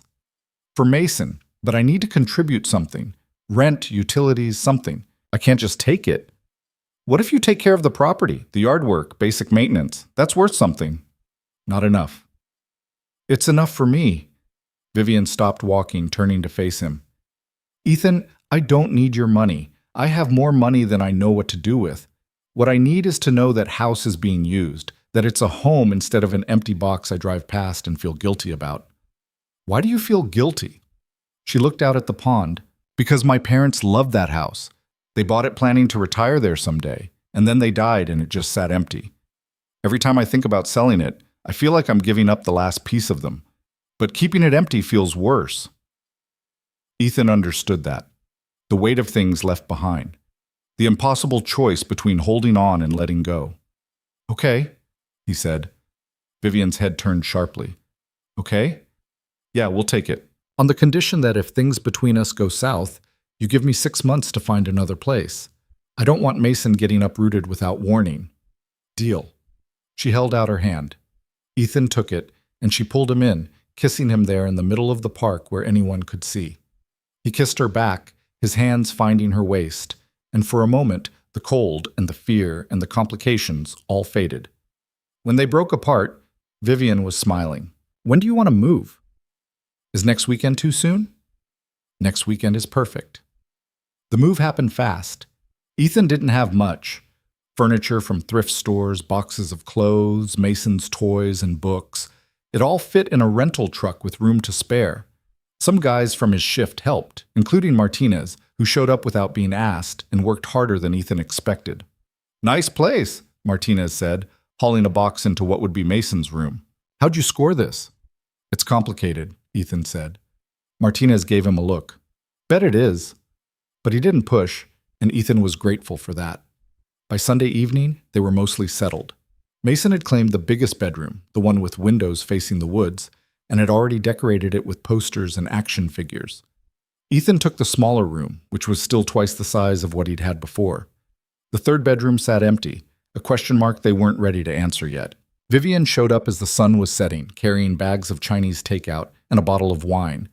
They ate on the floor of the living room, boxes still stacked around them, and it felt surreal, like playing house in someone else's life. "It suits you," Vivian said, looking around. "This place." "Yeah?" "Yeah, it feels lived in already, like it was waiting for you." Mason, sprawled on the floor with fried rice, looked up. "Are you going to live here too, Miss Vivian?" The question hung in the air. Ethan's chopsticks froze halfway to his mouth. Vivian smiled gently. "I have my own house, remember? The big one with the pool." "But you could live here sometimes. There's an extra room." "Mason," Ethan said, his voice tight, Don't put her on the spot. It's okay. Vivian set down her takeout container. I can't live here, Mason, but I can visit a lot. Would that be okay? I guess. Mason went back to his rice, satisfied. Later, after Mason had gone to bed and Ethan was walking Vivian to her car, she stopped him at the door. He's going to start asking questions, she said. About us, about what this is. I know. What are we going to tell him? Ethan leaned against the doorframe. The truth, I guess. That we're together. That we're figuring it out as we go. And at work? What about work? We can't hide this forever. People are going to notice. Hell, they probably already have. Ethan knew she was right. The guys on his shift weren't stupid. They'd seen him leave the factory with Vivian more than once. They'd noticed the way he checked his phone during breaks. Martinez had definitely noticed something. Let them notice, Ethan said. I'm tired of hiding. Vivian looked surprised. Are you sure? Because once it's out there, I'm sure. I'm done pretending this isn't happening. If people have a problem with it, that's on them. She studied his face, searching for doubt. Whatever she saw must have satisfied her because she nodded. Okay, then we do this for real. For real, Ethan agreed. She kissed him goodnight, and he watched her drive away down the gravel road, taillights disappearing into the dark. The next week at work, Ethan didn't hide his phone when Vivian texted, didn't make excuses when she stopped by his station to ask a question that could have been an email, didn't pretend he didn't know her when she walked through the floor with visiting clients. Martinez noticed first, You're awfully friendly with the boss. Ethan met his eyes. Yeah, I am. That's some kind of special treatment? You got a problem, say it. Martinez studied him for a long moment. Then he shrugged. As long as you're not getting favoritism on the floor, I don't care who you're friendly with. It wasn't exactly approval, but it wasn't hostility either. Ethan would take it. Not everyone was that understanding. Rumors started circulating, some true, some wildly exaggerated. Ethan heard them secondhand, usually in the break room, when people didn't know he was within earshot. He was sleeping his way to the top. He was using Vivian for her money. She was slumming it with factory workers because she had a thing for blue-collar guys. The rumors stung, but Ethan gritted his teeth and kept working. He'd known this was coming. Vivian had warned him. What he hadn't anticipated was the fallout reaching Mason. 3 weeks after they'd moved into the house, Mason came home from school quiet. Not his usual chatter about recess and spelling tests, just quiet. What's wrong? Ethan asked, setting down the mail. Nothing. Mason. The kid's face crumpled. Tyler Johnson said his dad said you're only with Miss Vivian for her money. That you're a gold digger. What's a gold digger? Ethan's hands clenched into fists. He forced them to relax, forced his voice to stay calm. It's something people say when they don't understand a relationship, when they want to make something good seem bad. But are you? Nobody. I'm with Vivian because I care about her, not because of money or houses or anything else. Just her. Mason looked up at him with those wide, serious eyes. Do you love her? The question stopped Ethan cold. Did he? He hadn't let himself think about it in those terms. Love was what he'd had with Sarah. A decade of history, marriage vows, the bone-deep certainty that she was his person. This thing with Vivian was different, newer, complicated by power dynamics and public scrutiny and all the ways they didn't fit together on paper. But when he thought about her, the way she'd stayed at the hospital, the way she looked at Mason like he mattered, the way she made Ethan feel less alone, the answer came easier than he expected. Yeah, he said quietly, I think I do. Then that's what I'll tell Tyler. Mason, you don't have to. I want to, because Miss Vivian is nice, and she makes you happy, and people should mind their own business. Ethan pulled his son into a hug, throat tight. When did you get so smart? I've always been smart. You just noticed. That night, after Mason was asleep, Ethan texted Vivian. We need to talk. She called immediately. What's wrong? He told her about Tyler Johnson and the gold digger comment, about Mason's question, about the realization that this wasn't just affecting him and Vivian anymore. It was affecting his son. I'm sorry, Vivian said, her voice tight. I'll talk to HR. If someone at the factory is spreading, It's not someone at the factory. It's everywhere. Parents at Mason's school, people at the grocery store. We're the scandal of the month. Do you want to stop? Pull back until things calm down. Ethan closed his eyes. It would be easier, safer, but easier and safer weren't what he wanted anymore. No, he said. I want to stop hiding. I'm tired of acting like this is something shameful. What are you suggesting? I'm suggesting we make it official, public, whatever that looks like. Vivian was quiet for a long moment. There's a company holiday party in 2 weeks. Everyone will be there, employees, board members, stakeholders. If we go together, that would definitely make it official. Then let's do it. Ethan, are you sure? Because once we do this, there's no taking it back. I'm sure. Are you? Yes? No hesitation. I am. The 2 weeks before the party crawled by.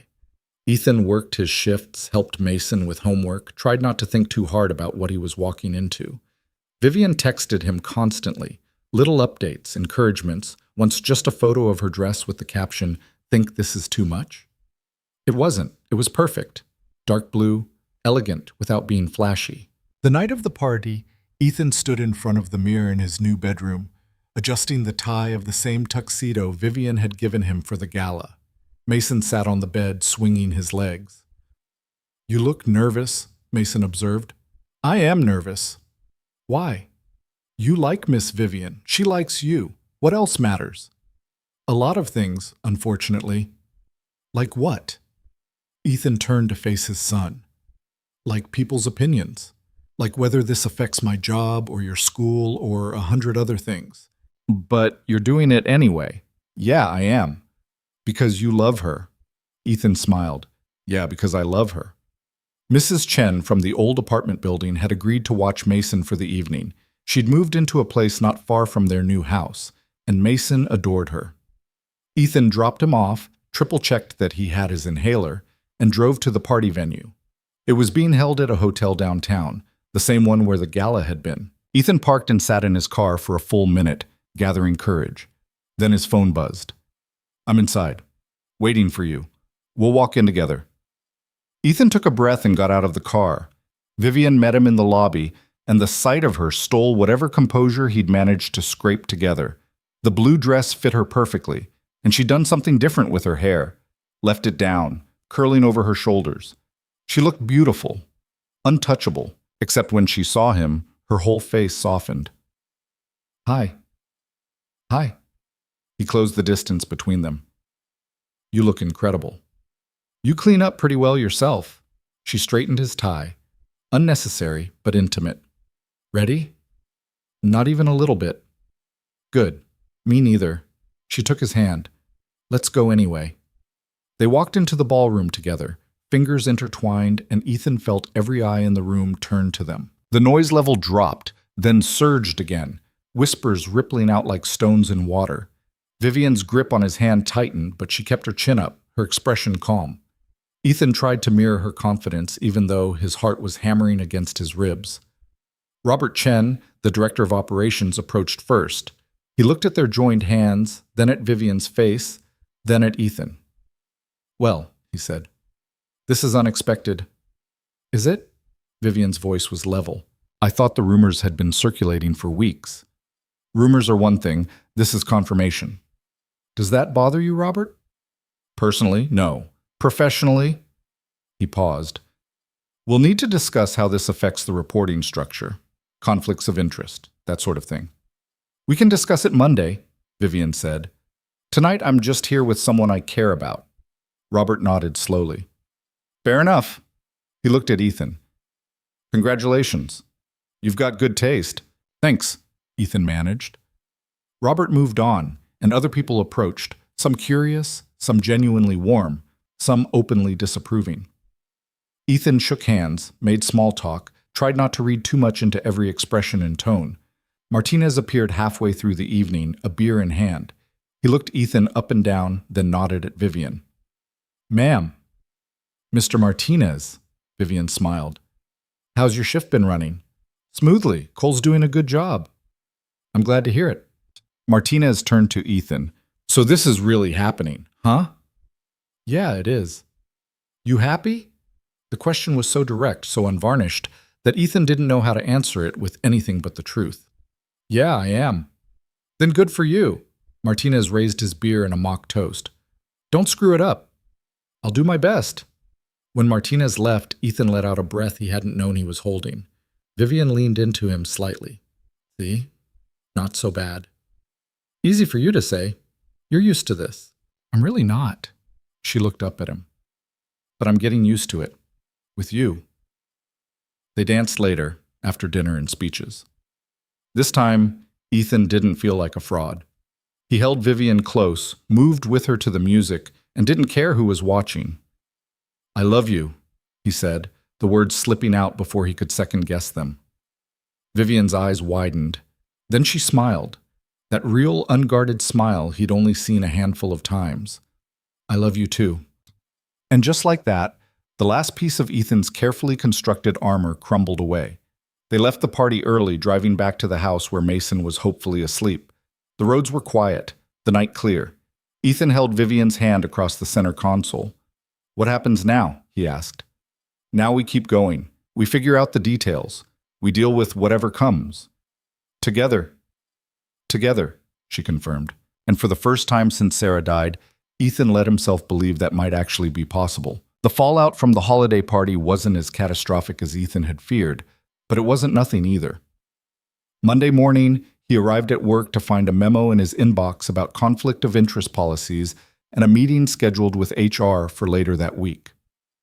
Some of the guys on his shift gave him looks, knowing, judgmental, or just plain curious.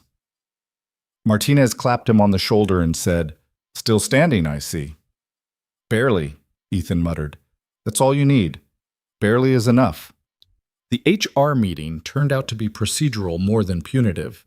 They outlined the rules, no favoritism, no using the relationship to influence company decisions, clear boundaries between personal and professional. Ethan signed forms acknowledging he understood, and that was it. He'd half expected to be demoted or transferred, but Robert Chen had apparently gone to bat for him, arguing that Ethan had earned his position on merit and there was no evidence of impropriety. Still, the whispers continued. They always would, Ethan realized. There would always be people who thought he'd gotten where he was because of who he was sleeping with, not because he'd worked for it. The realization stung less than he expected. Maybe he was getting used to it, or maybe he just cared less about what strangers thought. What mattered was Mason and Vivian, and the life they were slowly, carefully building together. Vivian started spending more time at the house. Not living there. She still had the estate, still had obligations that required her to be there, but visiting. Staying for dinner. Helping Mason with his homework at the kitchen table while Ethan cooked. Little domestic moments that felt simultaneously normal and surreal. One Friday evening in early December, she showed up with a Christmas tree strapped to the roof of her car. You didn't have to do that, Ethan said, helping her untie it. I wanted to. Mason mentioned he's never had a real tree before, just those pre-lit ones from the drugstore. Those are fine, they're practical. They're sad. Vivian hauled the tree toward the house. Everyone should have a real tree at least once. They set it up in the living room, the smell of pine filling the space. Mason was beside himself with excitement, digging through boxes of ornaments Vivian had brought from the estate. Beautiful glass ones, handmade ones, some that looked like family heirlooms. Are you sure about this? Ethan asked quietly. These look expensive. They're just sitting in storage. They should be used. She hung a silver bell on a branch. My mother would have wanted them to go somewhere they'd be appreciated. Mason draped tinsel with abandon, humming along to Christmas music playing from Ethan's phone. Vivian laughed at his enthusiasm, and Ethan stood back, watching them. His son and this woman who'd somehow become part of their lives. It felt fragile, this happiness, like something he needed to hold carefully so it wouldn't break. Dad, come help, Mason called. So Ethan did. They finished the tree after dark, the lights glowing warm in the window. Mason insisted on hot chocolate, so Vivian made it, the fancy kind, not the packets, and they sat on the floor in the living room, drinking it while the tree lights blinked softly. This is the best Christmas ever, Mason said, chocolate mustache on his upper lip. Christmas isn't for 3 more weeks, Ethan pointed out. I know, but it's still the best. Vivian reached over and wiped the chocolate off Mason's face with a napkin. The gesture was so natural, so motherly, that Ethan's chest tightened. Later, after Mason had gone to bed, Ethan and Vivian sat on the porch despite the cold. The house backed up to woods, and the night was quiet except for the occasional rustle of wind through bare branches. "He's getting attached to you," Ethan said. "Is that a problem?" "I don't know. What happens if we don't work out?" Vivian turned to look at him. "Are you planning on us not working out?" "No, but life doesn't always go according to plan." "No," she agreed. "It doesn't. But we can't live our lives terrified of what might go wrong. Sometimes you just have to trust that it'll work out." "That's not really my strong suit." "I know." She took his hand. "But maybe you could try. For me, for Mason, for us." Ethan laced his fingers through hers. "I'm trying. It's just hard." "I know it is. But you're doing it anyway. That's what matters." They sat in comfortable silence for a while, the cold seeping in despite their jackets. Finally, Vivian stood. "I should go. Early meeting tomorrow." Ethan walked her to her car. She kissed him at the driver's side door, her lips cold but soft.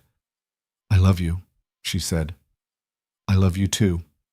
She drove away, and Ethan stood in the driveway watching until her taillights disappeared. Then he went inside, checked on Mason, who was sprawled across his bed, one arm hanging off the side, and crawled into his own bed.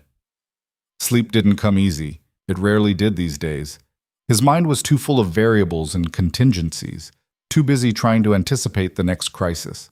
But tonight, for the first time in a long time, the thoughts weren't all anxious. Some of them were good. Some of them were about the future in a way that didn't feel terrifying. Christmas came and went in a blur of wrapping paper and Mason's delighted shouts and too much food. Vivian spent Christmas Eve with them, then went to her estate for Christmas Day to handle some family obligation Ethan didn't fully understand. She came back that evening with leftovers and stories about her aunt's passive-aggressive comments about her dating a factory worker. "I told her to mind her business," Vivian said, setting containers of food on the counter. "How'd that go over?" "About as well as you'd expect, but I don't care. I'm done letting her dictate my life." Ethan pulled her into a hug. "I'm sorry you had to deal with that." "Don't be.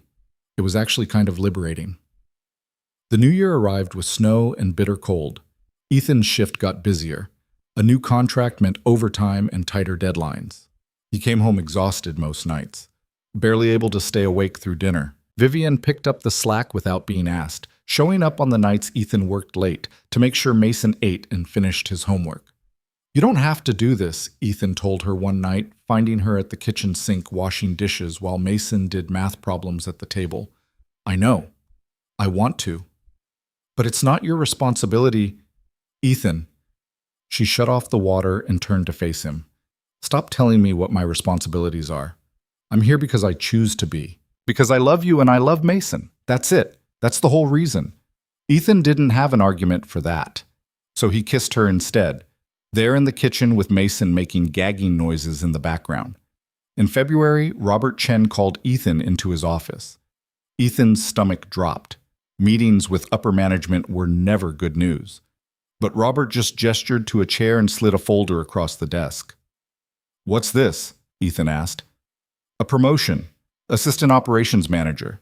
It's a salaried position, benefits, better hours. You'd be off the floor working with me on scheduling and logistics." Ethan stared at the folder. "Why me?" "Because you're good at your job. Because you understand the floor better than anyone else we'd hire from outside. And because we need someone who actually gives a damn." Robert leaned back in his chair. "Before you ask, this has nothing to do with Vivian. She doesn't even know I'm offering it. This is strictly based on your performance. People won't see it that way. Some people won't. Others will. You can't control what people think, Cole. You can only control what you do. So, do you want the job or not?" Ethan thought about better hours, about being home for dinner more often, about the raise that would finally give them breathing room. "Yes," he said. "I want it." "Good. You start Monday." Ethan drove home in a daze. When he told Vivian that night, she threw her arms around him. "I'm so proud of you," she said. "I haven't even started yet." Doesn't matter, I'm still proud. Mason was less impressed. Does this mean you won't smell like oil anymore? Probably. Boring. But he hugged Ethan anyway, and that felt like all the approval Ethan needed. The new job was challenging in different ways. More paperwork, more meetings, more navigating personalities and politics. But it was also rewarding.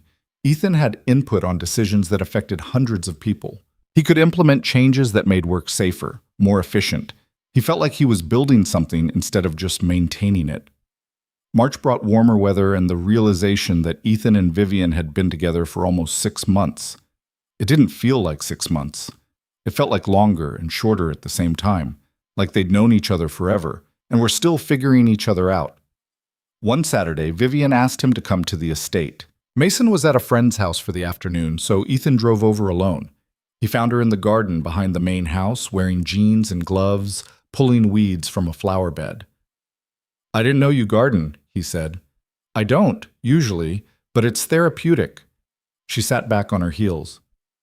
"I've been thinking about something." "That sounds ominous." "It's not. Or maybe it is, I don't know." She pulled off her gloves. "The estate is too big for one person. I've known that for years, but I couldn't bring myself to sell it because it felt like giving up the last piece of my parents." "Okay. But keeping it empty doesn't honor them either. They would have wanted it to be used, to be filled with life." She looked up at him. "I want you and Mason to move here. With me." Ethan's brain stuttered. "What?" "Move in, permanently. There's more than enough space. Mason could have his own wing if he wanted. We could make this a home instead of a museum." "Vivian, I know what you're going to say, that it's too fast, too much, too complicated. But I don't care. I'm tired of doing things the way I'm supposed to. I want to do what feels right. And this feels right." Ethan sat down on the grass beside her. "You're asking me to move into a mansion with you. I'm asking you to build a life with me. The mansion is just the location. What about work? People already talk. Let them talk. We've been handling it this far. We'll keep handling it. And Mason? I love Mason. You know I do. I want to be part of his life. Really part of it. Not just visiting and helping with homework.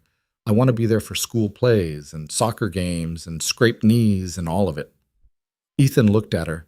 This woman who'd stopped in the rain, who'd opened her home, who'd stayed through hospital scares and gossip and every complication he'd thrown at her, who was still here, still fighting for this. "Sarah used to say I was too careful," he said quietly, "that I was always waiting for the other shoe to drop. And she was right.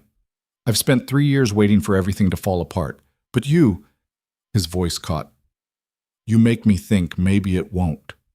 Maybe this is real. Maybe it gets to stay good."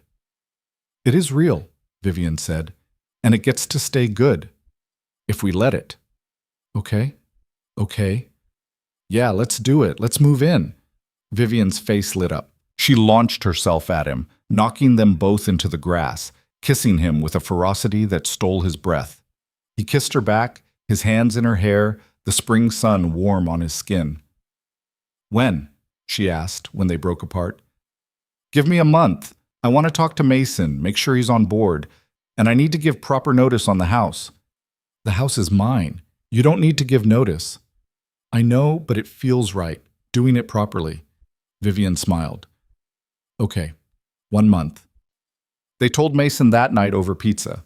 Ethan had picked him up from his friend's house, brought him home, and sat him down at the kitchen table with Vivian.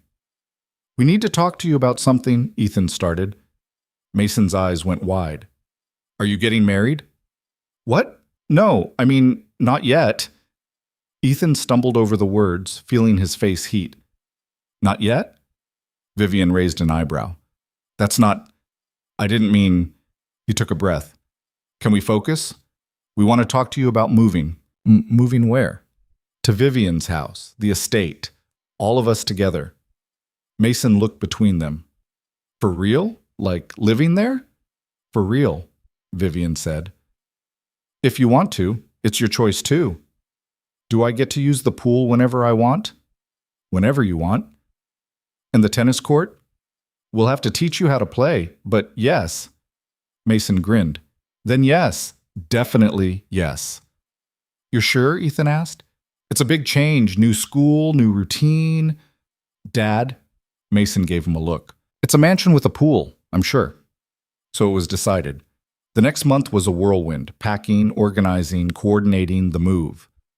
Ethan gave notice at the house, technically unnecessary, but it made him feel better, and started transitioning Mason to a new school closer to the estate. The school was better funded, with smaller class sizes and a real art program. Mason was nervous about starting mid-semester, but he adapted faster than Ethan expected. They moved in on a Saturday in late April. The weather was perfect, sunny and warm, with a breeze that carried the smell of honeysuckle from the garden.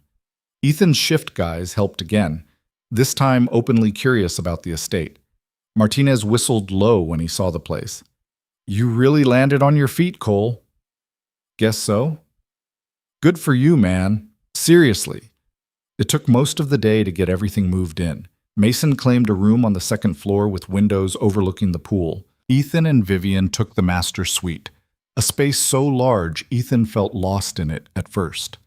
There was a sitting area, a walk-in closet bigger than his old bedroom, a bathroom with a soaking tub and a shower that had 6 different settings. "This is ridiculous," Ethan said, staring at the shower controls. "You'll get used to it," Vivian said, wrapping her arms around him from behind. "Will I?" "Eventually. And if you don't, we can always move to a smaller room." But Ethan knew they wouldn't. This was their space now, their home. That night, after Mason was asleep and the house had finally gone quiet, Ethan and Vivian sat on the patio by the pool. The water was lit from below, glowing turquoise in the dark. Stars filled the sky above them. "Thank you," Ethan said. "For what?" "For all of this. For taking a chance on us." Vivian took his hand. "You took a chance on me too, getting in my car that night, letting me into your life. That wasn't easy for you." "No, it wasn't. But you did it anyway." "Because you made it worth it." They sat in comfortable silence, the night warm around them. Ethan thought about the journey that had brought them here, from a storm-soaked parking lot to this moment. It hadn't been smooth. There had been fear and doubt and more complications than he could count, but they'd navigated it together. "I want to ask you something," Vivian said. Ethan turned to look at her. She looked nervous, which was unusual. Vivian was rarely nervous. "Okay. I know we said we weren't rushing things, and I know this might be too fast, but..." She took a breath. "I want to marry you. Not right now, not tomorrow, but someday. I want to make this official, legal. I want Mason to be mine in the ways that matter. I want us to be a family for real." Ethan's heart hammered against his ribs. "Are you proposing?" "I'm saying I want to. Eventually, when you're ready. If you're ready." He thought about Sarah, about the life they'd built and lost, about the years he'd spent convinced he'd already had his one shot at love. He'd been wrong. Love wasn't a finite resource. It didn't run out.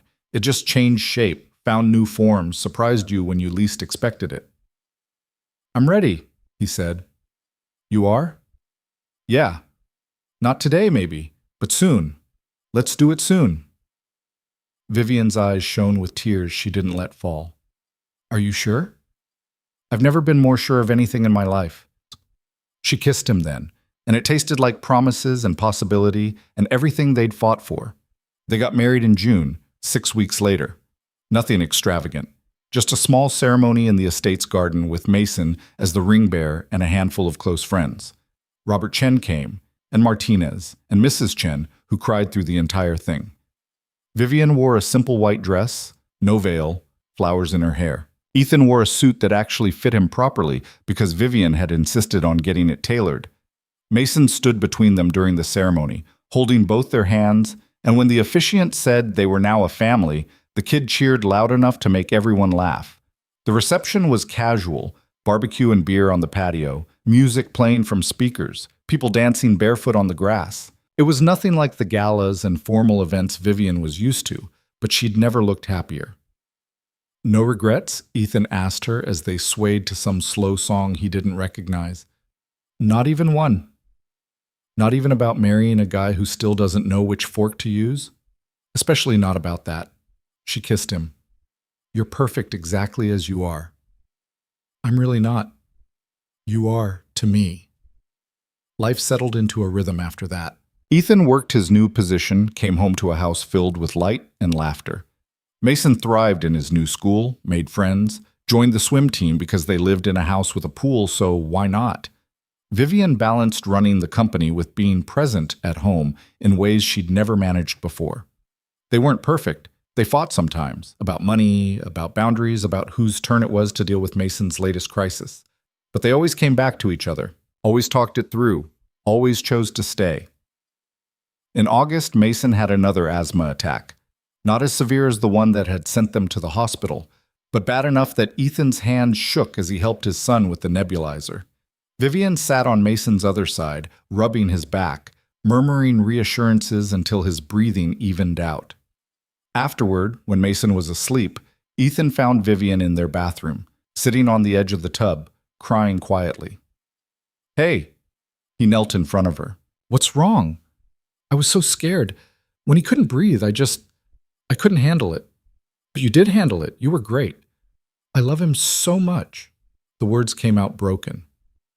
"I didn't expect to love him this much. I didn't know I could." Ethan pulled her into his arms. "I know. He loves you too. You know that, right? He calls me Mom sometimes. Did you notice?" Ethan had noticed. It had started small, slipping out accidentally, then more often, until it became natural. The first time Mason had said, "Mom, can you help me with this?" to Vivian, Ethan had seen her eyes go wide with shock and joy. "Is that okay?" Vivian asked now. "That he calls me that?" "It's more than okay. Sarah would have wanted him to have someone who loves him like you do. I wish I could have met her, to thank her." "For what?" "For Mason. For raising him to be so incredible. For making you who you are." Ethan's throat closed. "She would have liked you. I think you two would have been friends." They sat there on the bathroom floor holding each other until Vivian's tears subsided. Then they checked on Mason one more time, crawled into bed, and fell asleep tangled together. September brought Mason's 9th birthday. They threw a party at the estate, the first real party they'd hosted. Kids from Mason's new school ran wild through the grounds, playing in the pool, eating too much cake. Ethan watched from the patio, marveling at how far they'd come from that cramped apartment where birthday parties meant a grocery store cake and a couple of friends in the living room. "Happy?" Vivian asked, appearing at his side with a beer. "Yeah, really happy." "Good. Me too." She leaned into him and they watched Mason cannonball into the pool for the dozenth time, his laughter echoing across the yard. Fall arrived with cooler temperatures and the realization that they'd been a family, legally, officially, for 4 months. It felt longer. It felt like they'd always been this way. In October, Vivian came home from work with news. "The board approved my proposal." "Which one?"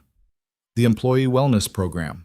Better health care, mental health support, childcare assistance. It's happening." Ethan pulled her into a hug. She'd been fighting for that program for months, arguing that taking care of employees wasn't just ethical, but good business. The board had resisted, called it too expensive, too idealistic, but she'd worn them down with data and persistence. "I'm proud of you," he said. "I couldn't have done it without you. You helped me understand what people actually need, what would make a difference." "All I did was tell you the truth. That's more than most people do." And they celebrated that night with takeout and a movie, Mason falling asleep between them on the couch. Ethan carried him to bed, tucked him in, and stood in the doorway for a moment watching his son sleep. This life they'd built, it was good. Better than good. It was everything Ethan had stopped letting himself hope for. When he went back downstairs, Vivian was cleaning up the takeout containers. He came up behind her, wrapped his arms around her waist. "I love you," he said. "I love you too. What brought that on?" "Just thinking about how lucky I am. How lucky we are." She turned in his arms. "Luck had nothing to do with it. We chose this. We fought for it." "You're right. We did. And we're going to keep fighting for it.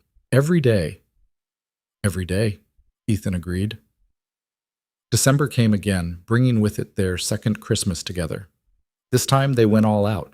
Lights on the house, decorations in every room, a tree so big it barely fit in the living room. Mason was in heaven. On Christmas morning, Ethan woke early. He lay in bed listening to the quiet house, Vivian asleep beside him, and thought about the year that had passed. The growth, the changes, the moments of fear and joy all tangled together. A year ago, he'd been terrified, convinced this thing with Vivian was too fragile to last. Now he knew better. It wasn't fragile. It was strong because they'd built it on honesty and work, and choosing each other over and over again. "You're thinking too loud," Vivian mumbled, not opening her eyes. "Sorry." "What's going on in that head of yours?" "Just thinking about how much things have changed." "Good changes? The best changes." She rolled over to face him, eyes finally opening. "Merry Christmas." "Merry Christmas." They stayed in bed for a few more minutes, savoring the quiet before Mason woke up and chaos ensued. Then they heard footsteps in the hall. Mason, definitely awake, trying to be quiet and failing. "Should we pretend to be asleep?" Vivian whispered. "He'll just wake us up anyway." Sure enough, Mason burst through the door seconds later. "It's Christmas. Can we open presents?" "Good morning to you too," Ethan said. "Morning, presents, now." They went downstairs in their pajamas. The living room was filled with wrapped gifts, some from Ethan and Vivian, some from extended family, some from Santa because Mason still half believed, and they weren't ready to ruin that yet. Mason tore through wrapping paper with abandon. Books, games, clothes he'd need, but pretended to be disappointed by a new bike that made his eyes light up. Vivian had gone overboard, but Ethan had stopped trying to rein her in. She loved spoiling Mason, and the kid deserved it. "This is for you," Mason said, handing Vivian a messily wrapped package. She opened it carefully. Inside was a drawing, Mason's work clearly done in colored pencil. It showed the three of them standing in front of the house, all smiling, the words, "My family," written across the top in Mason's careful handwriting. Vivian's eyes filled with tears. "Mason, this is beautiful. Do you like it?" "I love it. It's perfect." She pulled him into a hug. "Thank you." Ethan watched them, his chest tight with emotion. This was his family, the one he'd built from scraps and hope and a chance encounter on a rainy night. It wasn't perfect. It was messy and complicated and sometimes hard, but it was theirs. "Dad, you okay?" Mason asked, noticing. "Yeah, buddy, I'm perfect." And for the first time in years, he meant it. The rest of the day passed in a happy blur. Too much food, Christmas movies, Mason falling asleep on the couch again surrounded by new toys. When night fell and the house finally quieted, Ethan and Vivian stood by the window looking out at the snow that had started falling. "What are you thinking about?" Vivian asked. "That night, the rain, missing the bus." "You think about that a lot." "Sometimes. About how different things would be if you hadn't stopped." "I think about it too.